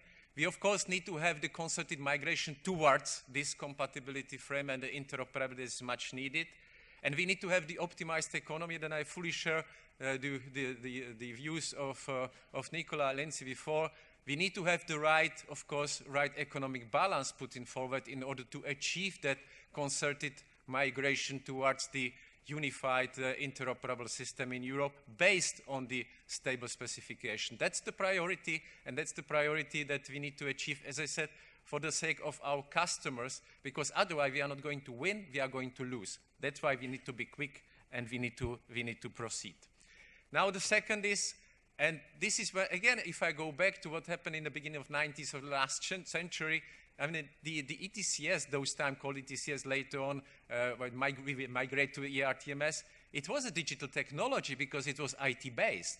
So it's not that we create, I would say, the totally new framework. The issue is that we need to even transform more what we have on the basis of the ERTMS towards the more digitalization, using the automation technologies, and having, again, the system that will be working even more efficiently, being, again, more attractive for the customer because we'll be able to provide more attractive services.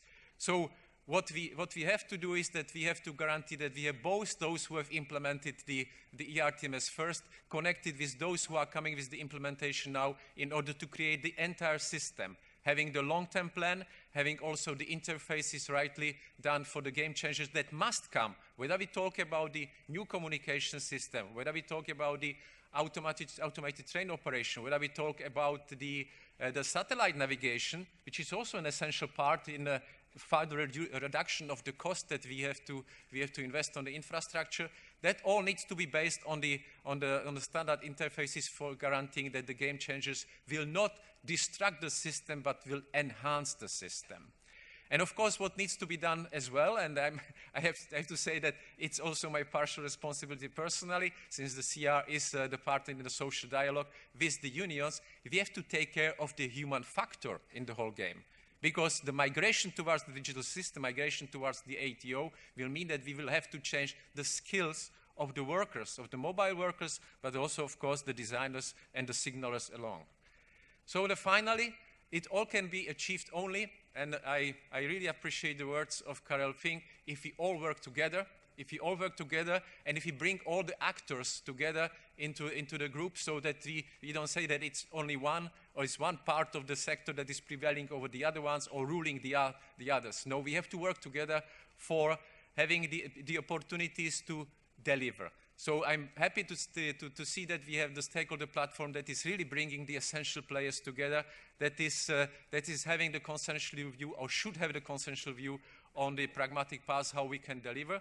That we have, of course, the need and the good understanding what the interoperability and automation should achieve, because without that, as I said, we will even lose the original principle or the reason for development of the ETCS, which is the guaranteeing the interoperability across the European borders. And what should not be forgotten is really, if we want to reduce the cost, to decrease the final expenses, and again making the railway more efficient, we need to go more strictly towards the standardization.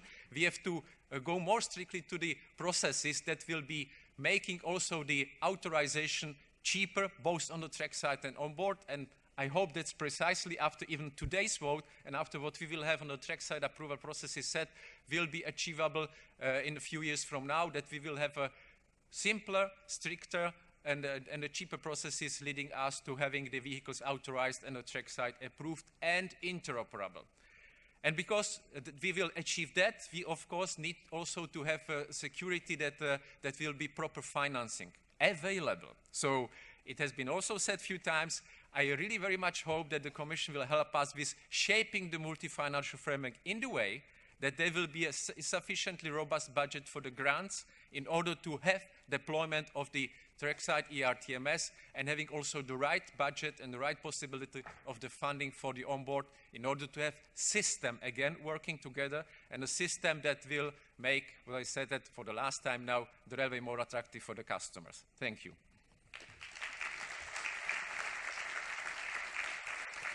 Thank you, Libor. Now, if you use the analogy that Lindsay presented of a football team, we have now heard the defense, the operators. I believe in the next session we come to the midfielders. We have the suppliers, Vincent Passot, Philippe Citroën, and Ciro De Col. Please come to the floor. And I believe it's either Vincent or Philippe starting the series of presentation. Well, good morning, everyone. First of all, I would like to thank Henrik Ololei and his team, the agency, and Karel for the support they are giving us for the rollout of ERTMS. And going back to what Libor has just said, I just wanted to insist on the fact that this budgetary discussion, which is going to start in a few months from now, is absolutely essential.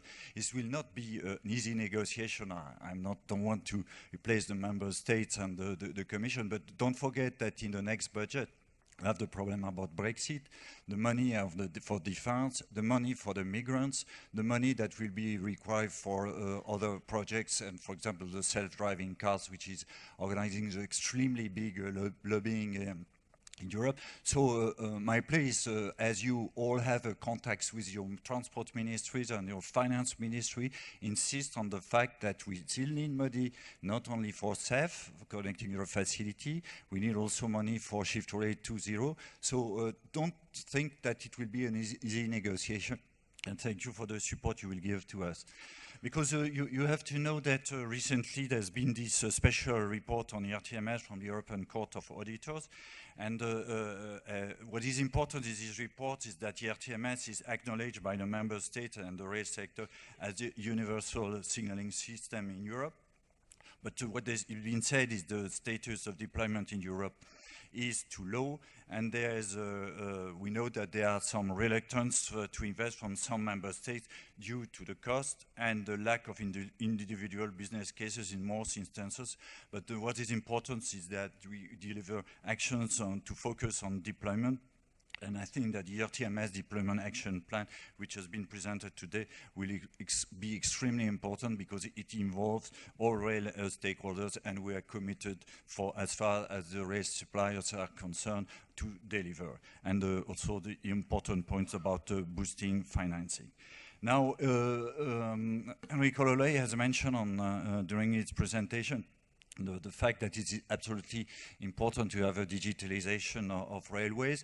During the last Tallinn conference, the industry with the other members of the rail sector has delivered a position paper on how to deliver a digitalization railway system. I think this is important, and we all know that the ERTMS was the first step in terms of digitalization, but we also consider in this document that it's important to know exactly how much money will come from the EU institutions and from the member states on this digitalization policy.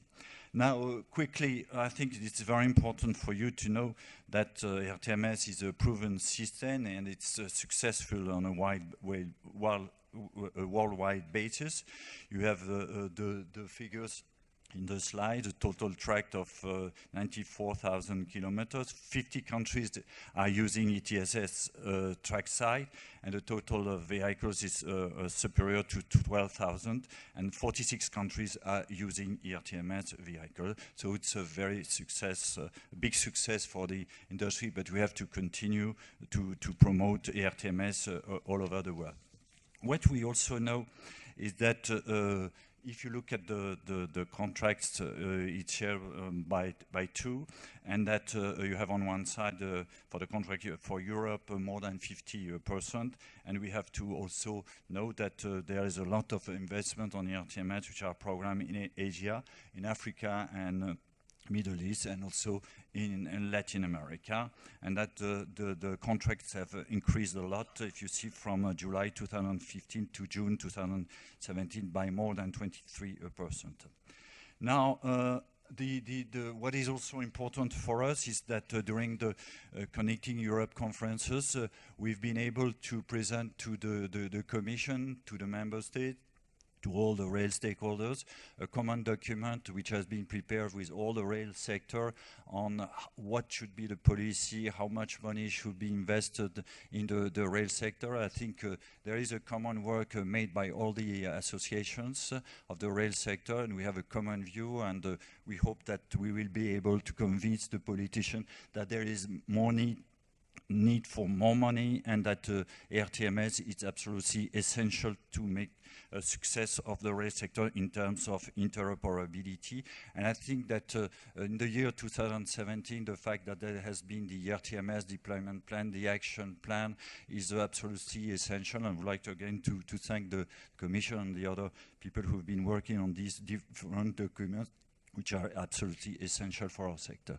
So now I give the floor to Vincent, who represents is from Alstom, but who will make a presentation on behalf of the industry. Thank you, Philippe. And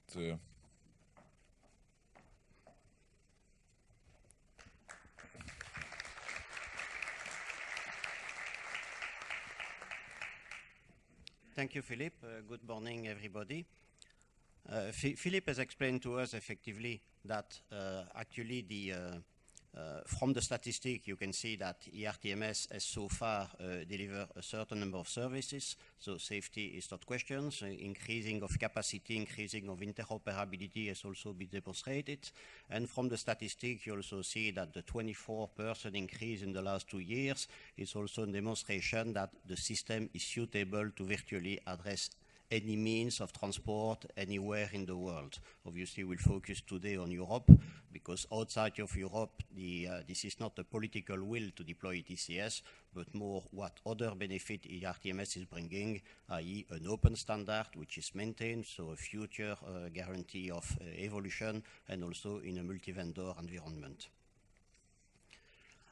From the report of auditors, we have seen that in Europe, most of the countries were involved, and if we speak about, I would say, absolute figures, you will see that most of the countries has deployed a few hundreds of kilometers of line.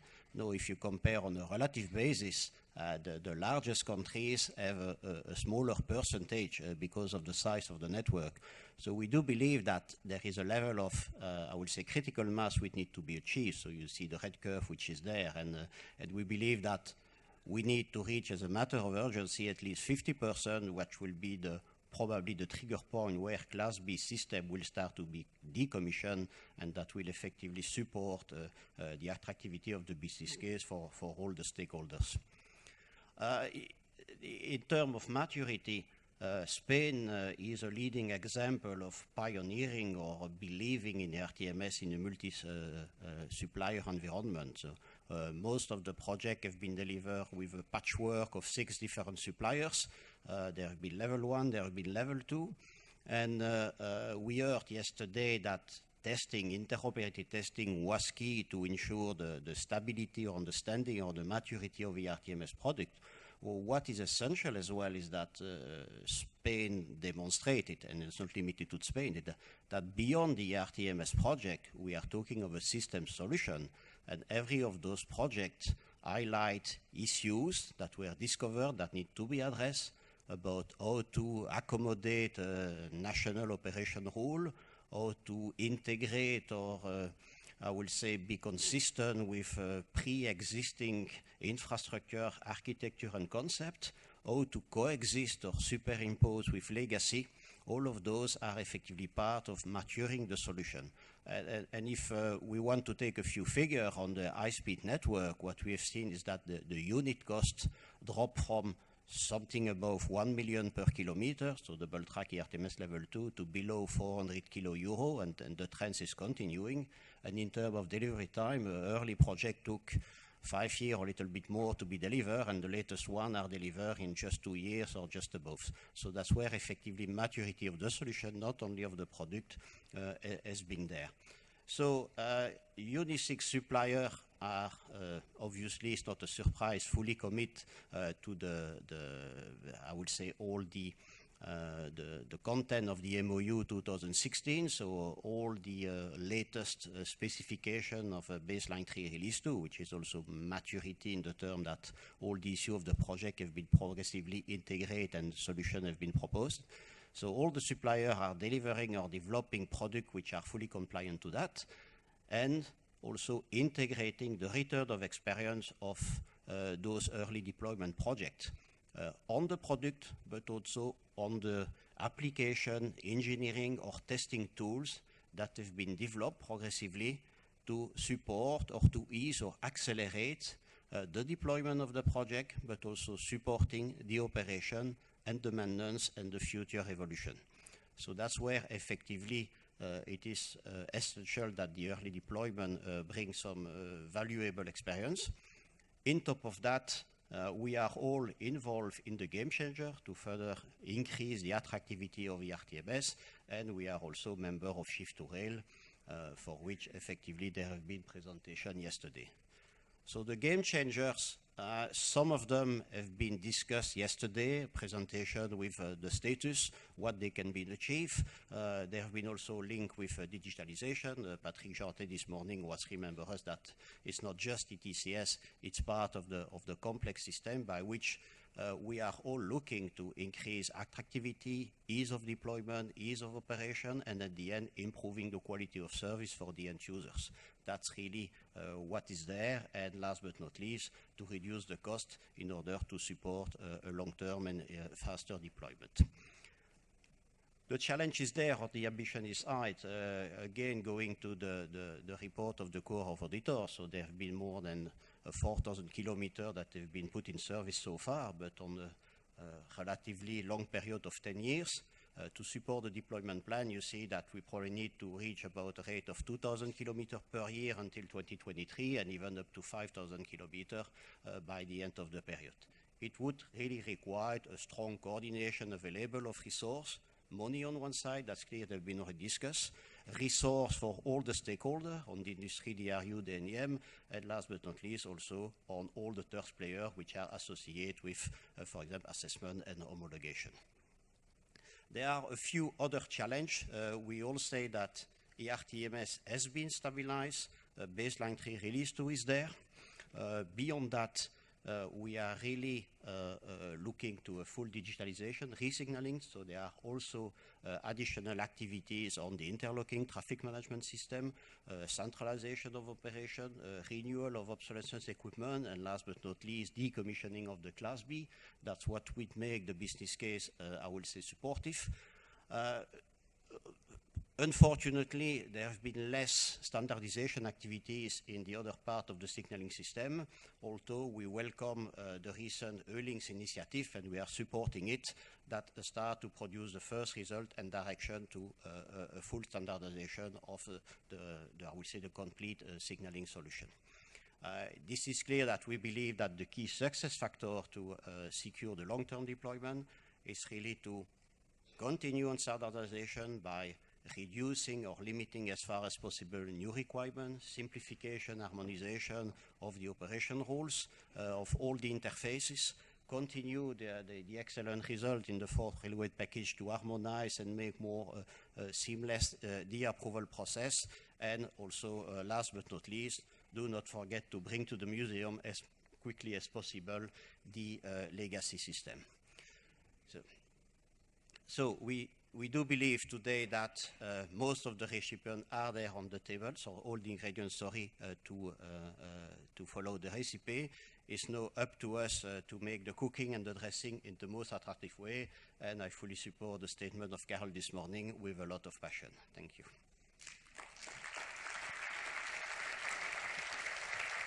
Thank you very much, Vincent and Philippe. And now we have Ccrcc giving us the view of the rail operating community.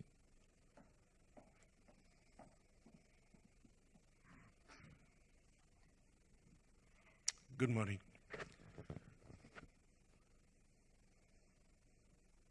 Okay. What I will try to cover and complement the presentation that were given by our two colleagues yesterday on certification and also the vision of the new network system. I will give you an update on what is the ROC-IG today, who are the members and so on. We will look at the commitments for the long-term support of the technology, and we will look at the support towards a migration, a successful migration to the next generation system. The ROC-IG update. ROC-IG is currently composed by 10 members. You can see the logos at the bottom of the slide. We recently welcomed 2 new members, Ccrcc and Trio Rail in our group, in order to guarantee that we at least have a multi-vendor capability across the board in terms of dispatches, in terms of terminals, in terms of onboard units. We are very active at promoting the technology at a global level. We supply interoperable end-to-end solution, which has been tested within the EU. We minimize the integration effort as much as possible in order to limit the cost. And we offer a long-term support up to 2030 for the current technology, because we understand that you cannot throw away the investment that was made by the railways in the past 16 years and move to a new system all at once. It will be too costly.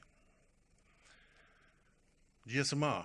GSMR is a very solid system. It has been around now for more than 16 years. It's based on GSM, which is a solid technology. We all had concern that at some stage it will become obsolete, but it's still around. 2G is quite strong also today. We offer railway voice systems and data bearer also for the ETCS. The IRINI standards have been fully developed, I believe, and we will discuss that a bit later. GSMR is the only system that has guaranteed interoperability across all the member states that have implemented the solution at all the main system interfaces. Between suppliers, there has been a lot of work that has been done in the background to guarantee that you can buy components from different suppliers and interface them successfully in your network. There have been a lot of IoT interoperability task campaigns since the 2002. And we look a bit at the IRINI specification. The current IRINI 816 is a very solid specification. It's called also baseline 1. We believe that there will be no additional changes to, or great changes to the functionality of this IRINI. We need this to remain stable. There will be no new features, no major change requests unless we find problems. And we believe is in a maintenance kind of mode, and it will stay like that for the duration of the migration to the next system. The long-term support, as I said, the ROC-IG is committed to support it up to 2030. This is for all the members. We want to maintain and modernize the GSMR system. We want to make sure that the IP functionality that has come in with the GPRS and eGPRS will be successful. We'll continue the life cycle management of the overall system and support the requirements that will come forward. IP is a major stepping stone for our migration, and we are also mitigating all the interferences issues that have been experienced by the 4G implementation on the public networks. This is an overview of all the bodies we are working with independently as individual companies on the left-hand side, and on the right side as a ROC-IG members. And you can see there are a lot of activity going on in the background. What are the lessons learned that we can use for the migration? GSMR was a revolution. There were, I believe, there was a statement at the beginning of the at the end of the 90s, that there were 50 over systems across of Europe dealing with communications issue on trains. We are down now to 1 or 2, if we still to some analog systems. It was a migration from analog to digital. It was the first common railway voice communication system that has given the capability to move from country to country using the same communication system. And it was also the first common data bearer for signaling for ETCS level 2. The next generation system should be an evolution. We cannot throw away the experience, throw away the investment that was done by the member states in implementing GSMR. We need to upgrade the network elements. We need to reuse the trackside civil work, as was said yesterday by my colleague, maintain the functionality and the user interfaces, and develop them towards next technologies. Maintain an interoperable system, and that's a very important point, or the most important point. On board, in order to reduce the cost, we need to reuse the cab radio cabling infrastructure that is already on the train, because the major cost of an implementation of a cab radio on the train is the actual installation and integration on the train. So you don't want to throw away all that capability that has already been implemented. You want to add to it. Our particular vision is that there will be a dual mode kind of situation where the system has to be capable to work at least with GSMR, as it does currently, and also with the new system that is coming in, call it LTE or whatever. And it's very important that we reuse the same spectrum in order not to change too much from the current infrastructure, and add some capacity for extension, because there are a lot of new requirements that are coming from the train operating company for new applications that they want to implement and use. Towards the future, our real aim is to safeguard the railway investment that has been done in the past 16 years. So we are committed to support it long term. We are also committed to support the railways in identifying each of our members is actually working into a new solution for the new system, and various flavors of implementation as well. We want the migration to FRMCS to be undisturbed and uninterrupted and as smooth as possible, and to guarantee the interoperability. Thank you very much.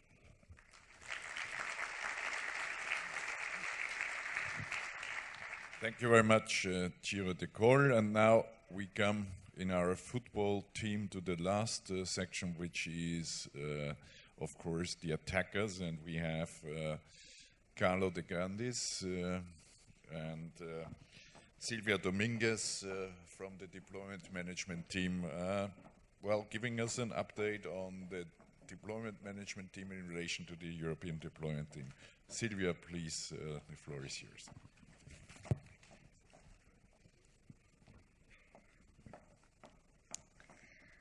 Okay, thank you for the presentation.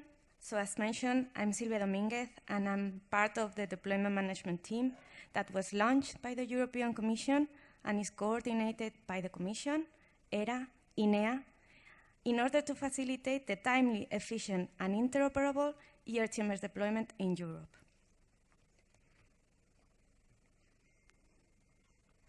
So I wait for my presentation.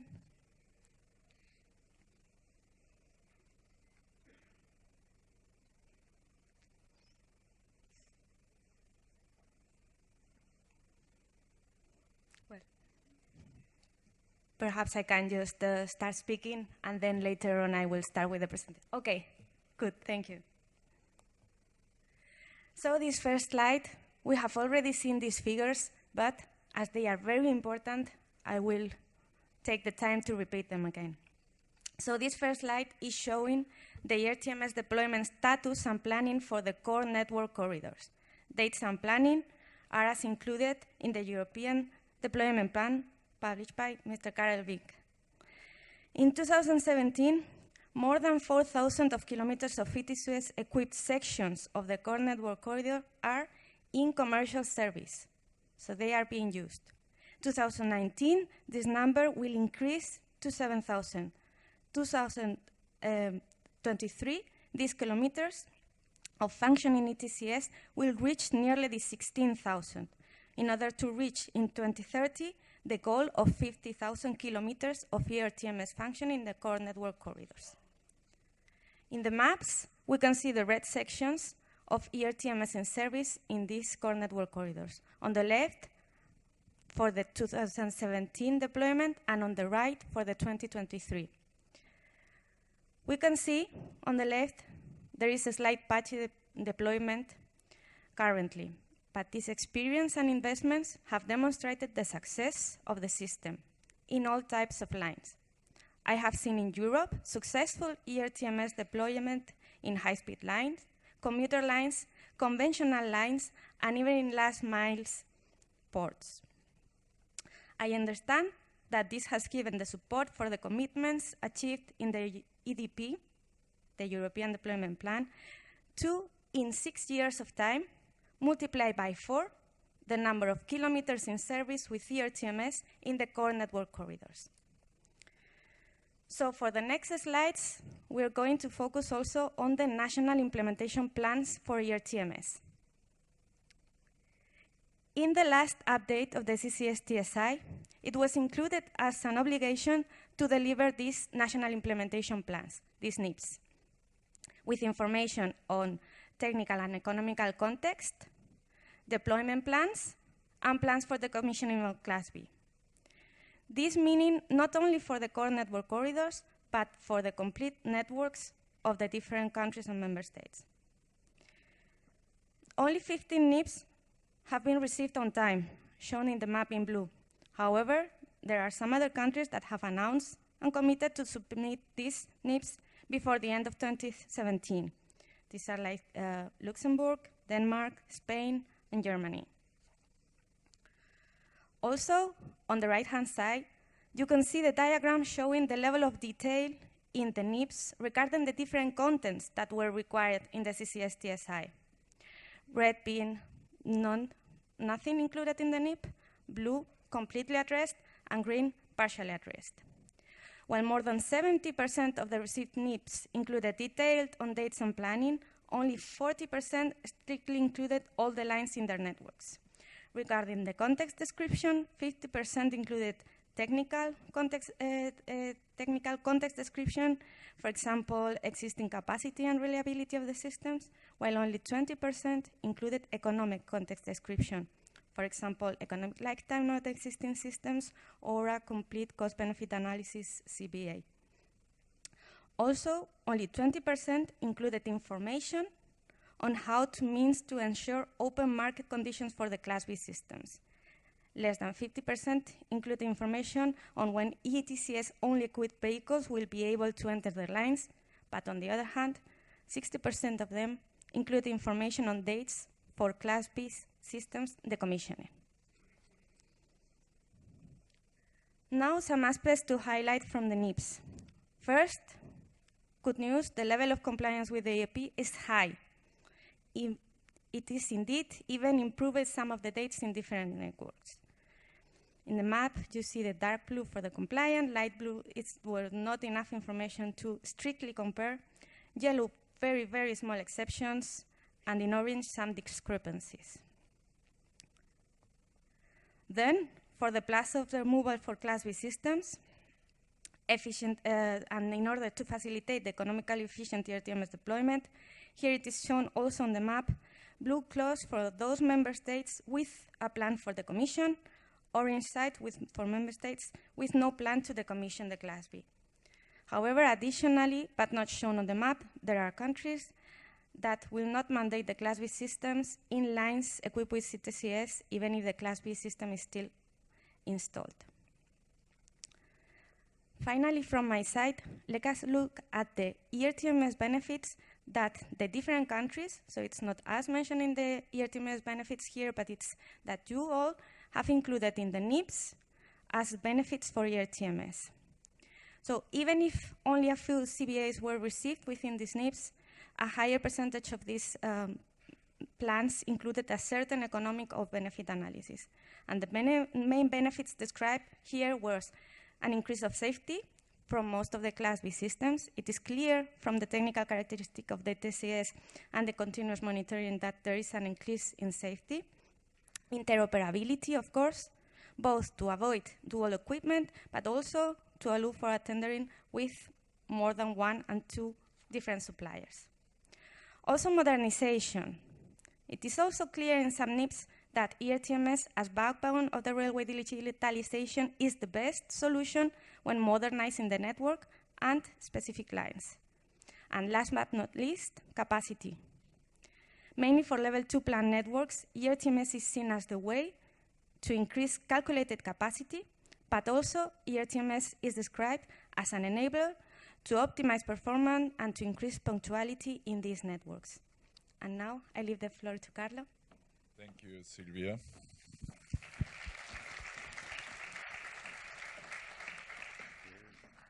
And it's actually a pleasure to take the floor after the DMT, which is here to facilitate ERTMS deployment in cooperation with you all, and always in cooperation with, in a wider perspective, they have recently reached a formal agreement with JASPERS and the AB Group, together with ERA, in order to have a harmonized support for member states and for cohesion countries, notably, in order to deploy ERTMS. Then we can go on few political messages in the next slide, which I think is this one. Let's start from the negative remarks which were highlighted by some NIPs. So basically we have 3 points. The first, that some solutions were not ready yet. There was an infeasibility for industry to provide timely solutions, but we know we are just rolling out the baseline 3, and actually the 2016 CCS TSI is coming into function now, is becoming available now. So this is something we will overcome together with the exercise of simplification of national rules, which is needed in order to come with reasonable solutions. And the good data already provided by suppliers in terms of reduction of costs shows this increased maturity of the product, I think.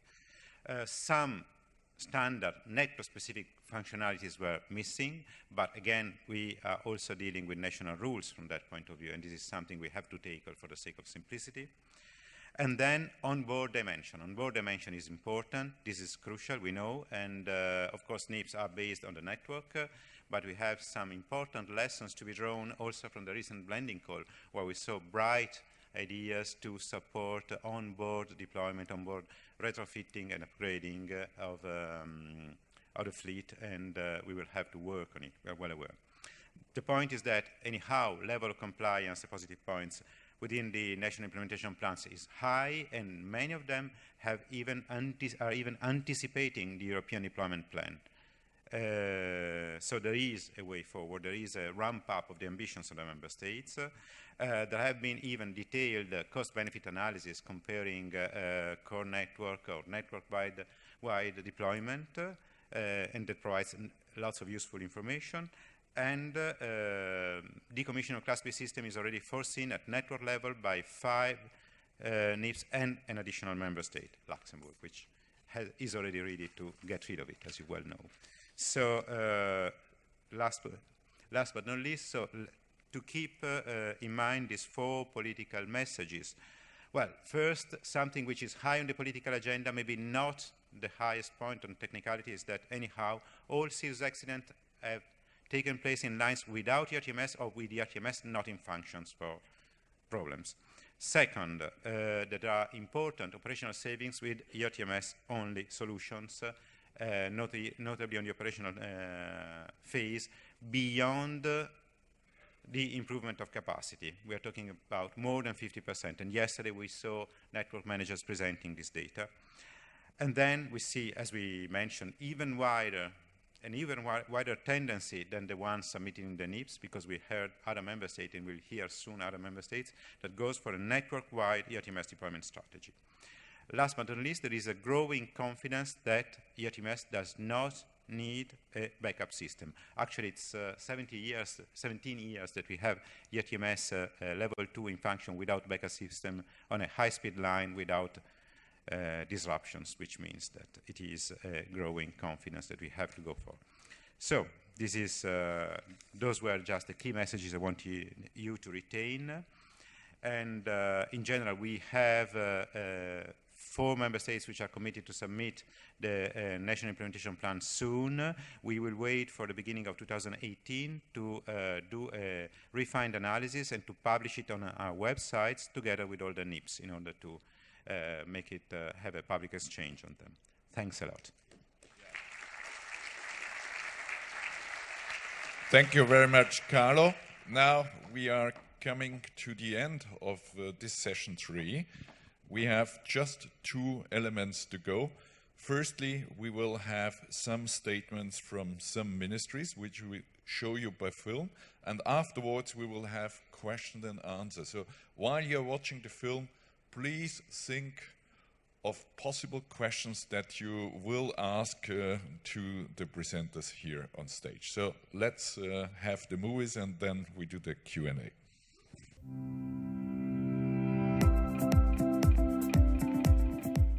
Our signaling system is almost half a century old, and we really need to reinvest in it. And we also share the ambition with cross-border traffic, as we have quite a lot of. ERTMS ist in Europa das Zugsicherungssystem der Zukunft. Deutschland spielt mit seiner geografischen Lage und rund 33.000 Gleiskilometern eine zentrale Rolle im europäischen Güter- und Personenverkehr. Um dieser gerecht zu werden, rüstet Deutschland sein Streckennetz nach mit der Europäischen Union vereinbarten Vorgaben aus. Darüber hinaus möchte die Industrienation Deutschland mit modernen Standards und führender Technologie im Bereich der Zugsicherungstechnik im Markt überzeugen.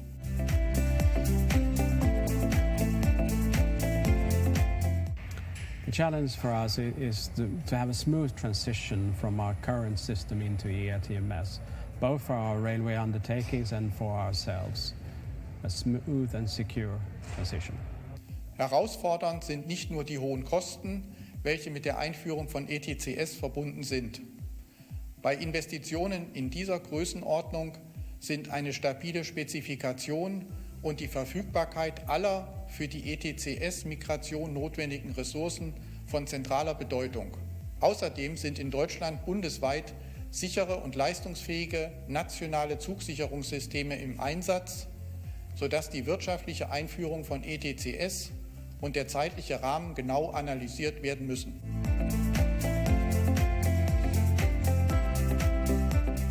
We operate with a dual on-board strategy because we think it's much cheaper and less complex. Die streckenbezogene Migrationsstrategie in Deutschland richtet sich nach der entsprechenden Durchführungsverordnung der Kommission. Die technische Migration sieht ERTMS Level 2 Full Supervision überall dort vor, wo es aus Kapazitätsgründen benötigt wird oder die Stellwerksbauformen es bereits unterstützen. Ansonsten kommt ERTMS Level 1 Limited Supervision zum Einsatz.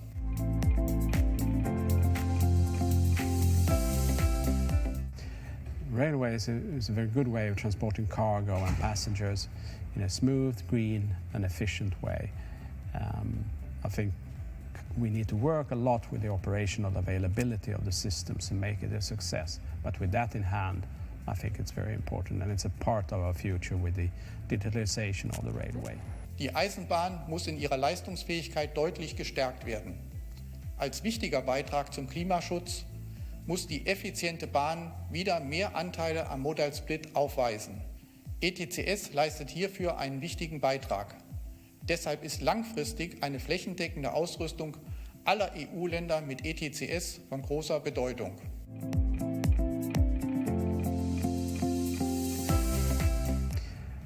I think the Commission needs to give us a roadmap for the future for the railway, and ERA to give us good and efficient and stringent standards for, among other things, approvals. Die ERA überwacht in ihrer Funktion als Systembehörde für ERTMS die Ausrüstung und die technischen Spezifikationen hinsichtlich ERTMS. Sie muss auf eine stabile technische Grundlage hinarbeiten, welches sich langfristig nur kompatibel zum Vorgänger ändert. Zulassungsprozesse sollten europaweit vereinheitlicht werden. Außerdem sollten die TSI zukünftig weniger Interpretationsspielräume durch die Hersteller zulassen, da hierdurch Kompatibilitätsprobleme entstehen. Bei zukünftigen Technologien wie dem automatisierten Fahren müsste sich die ERA ebenfalls für eine Standardisierung und Harmonisierung einsetzen, um die Interoperabilität im europäischen Eisenbahnverkehrsraum auch zukünftig zu gewährleisten. Von der Europäischen Kommission erwartet Deutschland insbesondere finanzielle Unterstützung bei den notwendigen Investitionen in ETCS sowie die Schaffung der rechtlichen Rahmenbedingungen für eine erfolgreiche Migration.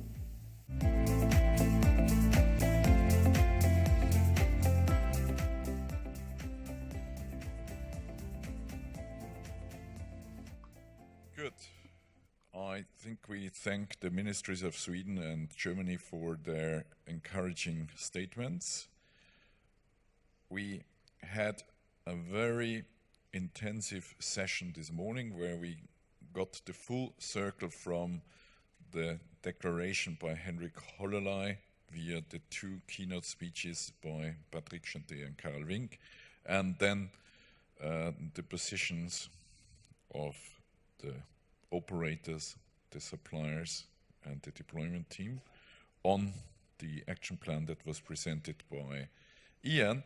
Now, the floor is yours, and I already see the first question. Ralf Müller gets the first chance to ask a question.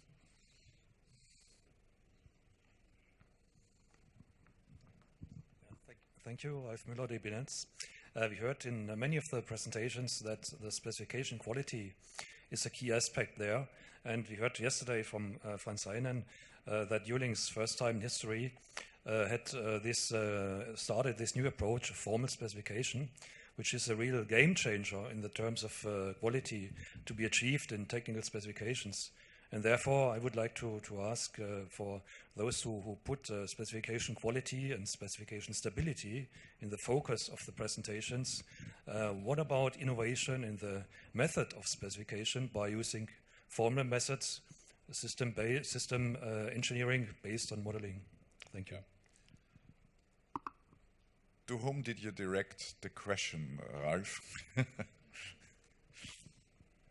think we see a recycle there where the operators, of course, are starting with the user requirements, and maybe Nicola can, as the digital railways is in the center of creating new requirements for the future railway system, but also Libo, of course, with the system aspect.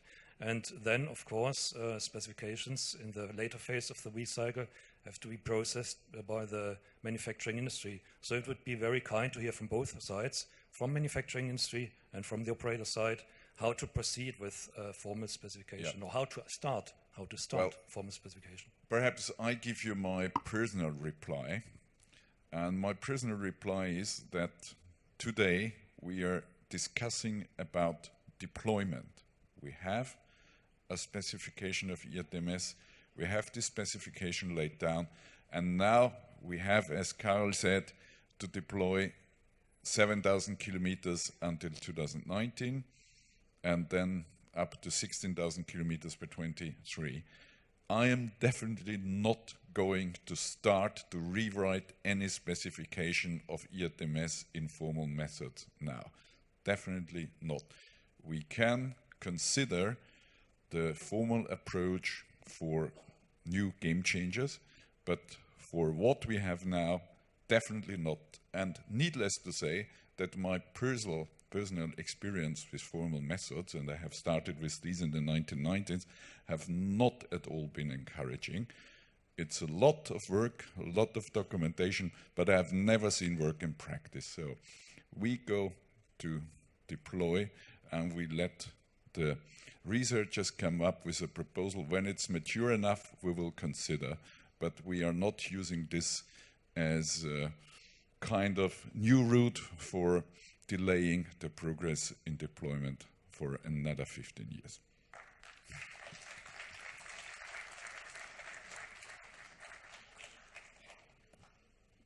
Yes, there is I believe the first one is there in, yeah.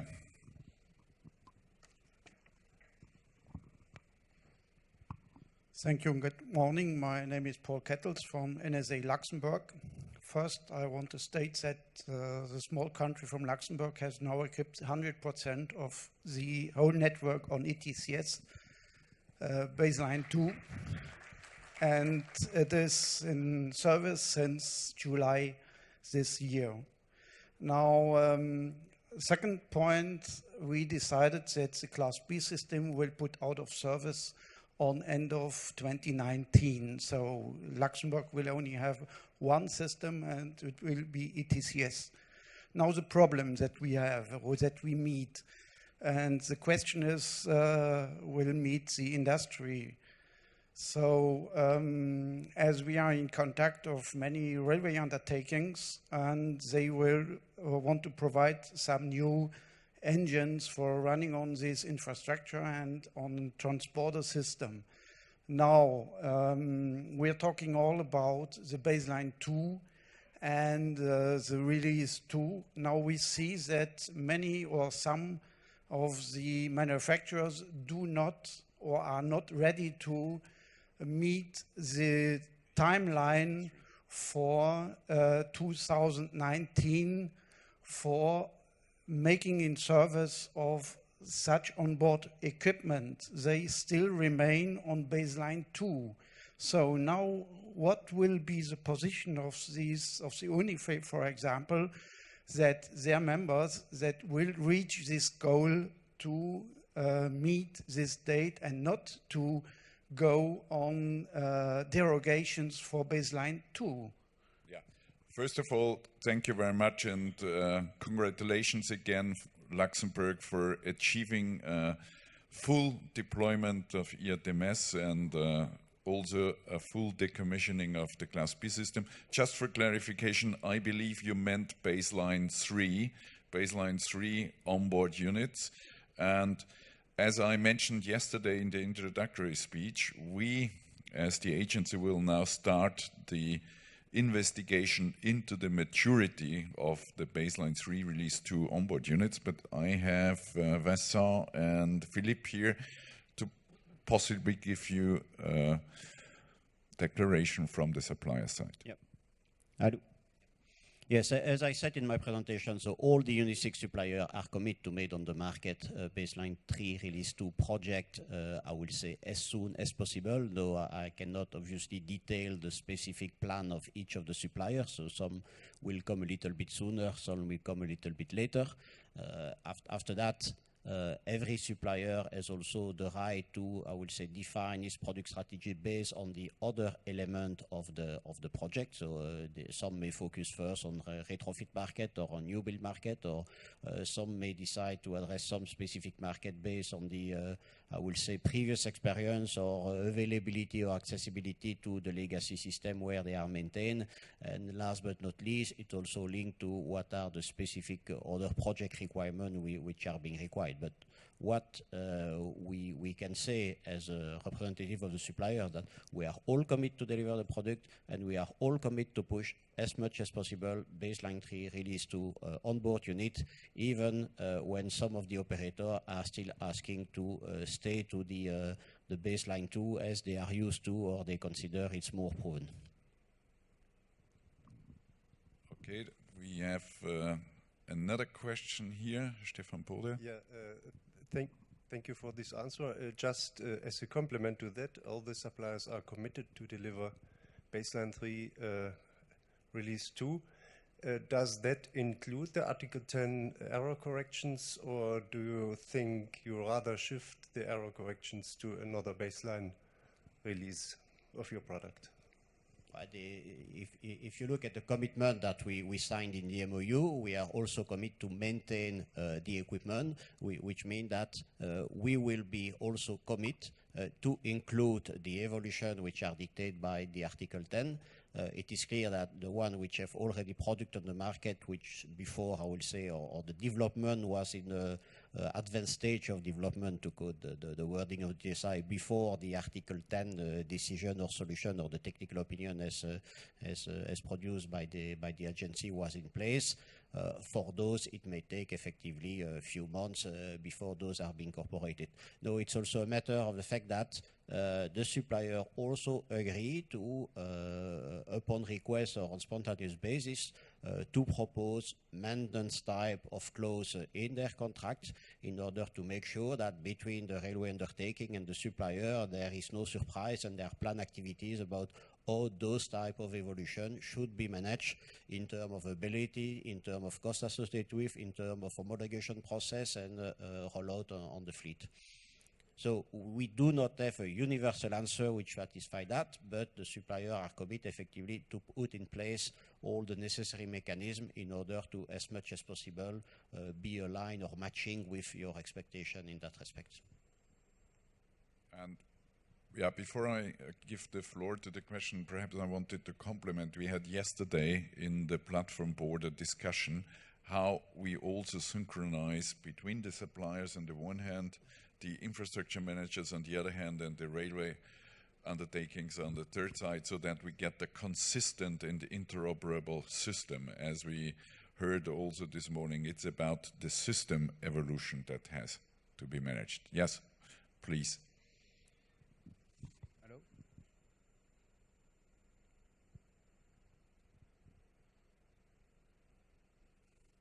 Test, 1, 2. You hear me? Do you hear me? Oh, okay.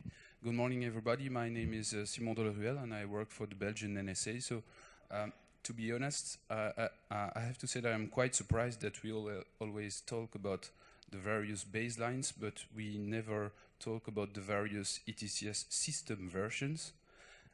So my question is mainly addressed to the people in charge of the deployment in Europe. I was wondering if there will be in the future an effort to coordinate the deployment on a European-wide scale, which will take into account these different system versions. And I will take a simple example to illustrate my question. So on a cross-border section with one of our neighboring countries, we will have in the near future a transition from system version 1 to system version 2. That will mean concretely that vehicles that are already equipped with ETCS will have to ride in mode STM on a brand new ETCS equipped infrastructure. Personally, I find it odd. I would like to say, what do you think about that?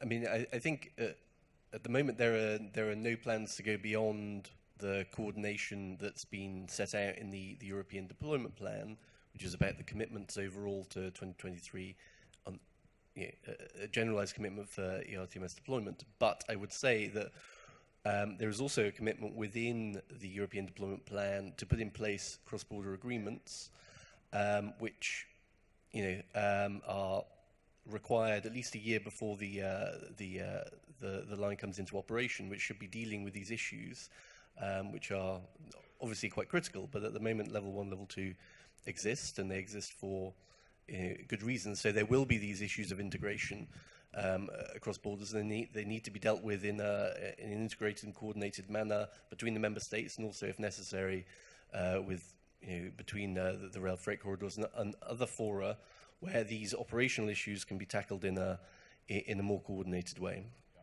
Just a small precision. I'm not talking about level 1 and level 2, but well, system versions 1 and system version 2. We have well understood, and I'm glad that Pio is here, because I believe Pio is the right person to answer concretely the question. I could do it as well, but I believe you are the better expert here. Yeah, maybe I understand that your question is related to the fact that we have baseline 3 today in the specification, and inside baseline 3, the way we have designed it is that it includes the functionalities of the former baseline 2. So when you just use baseline 2 functionality, you use correctly what you identify as the system version X = 1. And if you want to use the new functionalities that we have in baseline 3, like, for example, limited supervision, clearly, from the truck side, you have to announce to the train, I'm X2, because if you don't have this functionality on board, you cannot run. And I can only repeat what Ian said. I think at the moment what we are trying to collect is the different deployment plans that are being put in place, decisions on the level and on the system versions are decisions taken at national level. The way in which the coordinators and the corridor structure should work is to make sure that as a minimum the information is transparently given in sufficiently advanced time so that operators do not discover as a surprise that their investment in ETCS maybe will not allow them to run on the other countries. Thank you, Pio. Libor has got a remark. Precisely to the same point of the.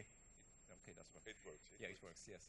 Of the cross-border services, because the line that was mentioned is not the only one in Europe, that we are meeting the very same issue, that the easiest way how to cross the border or how to design the cross-border service is via the STM.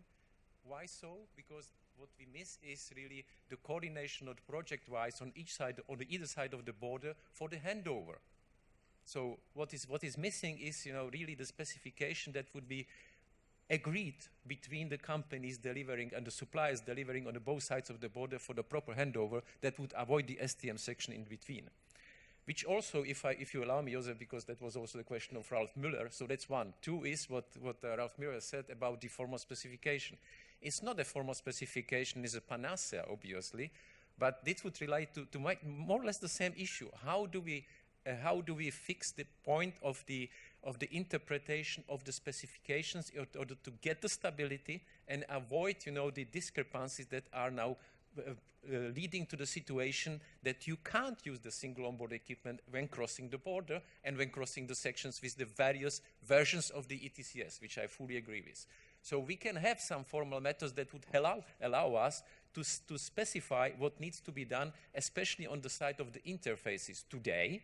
It doesn't mean that I would wish to delay any deployment, Karel, it's not the point at all. But what we can do today for the development and what we can also do for what you said, Karel, correctly, Josef, correctly, for the game changers in the future. So to be sure that we get the compatibility in place.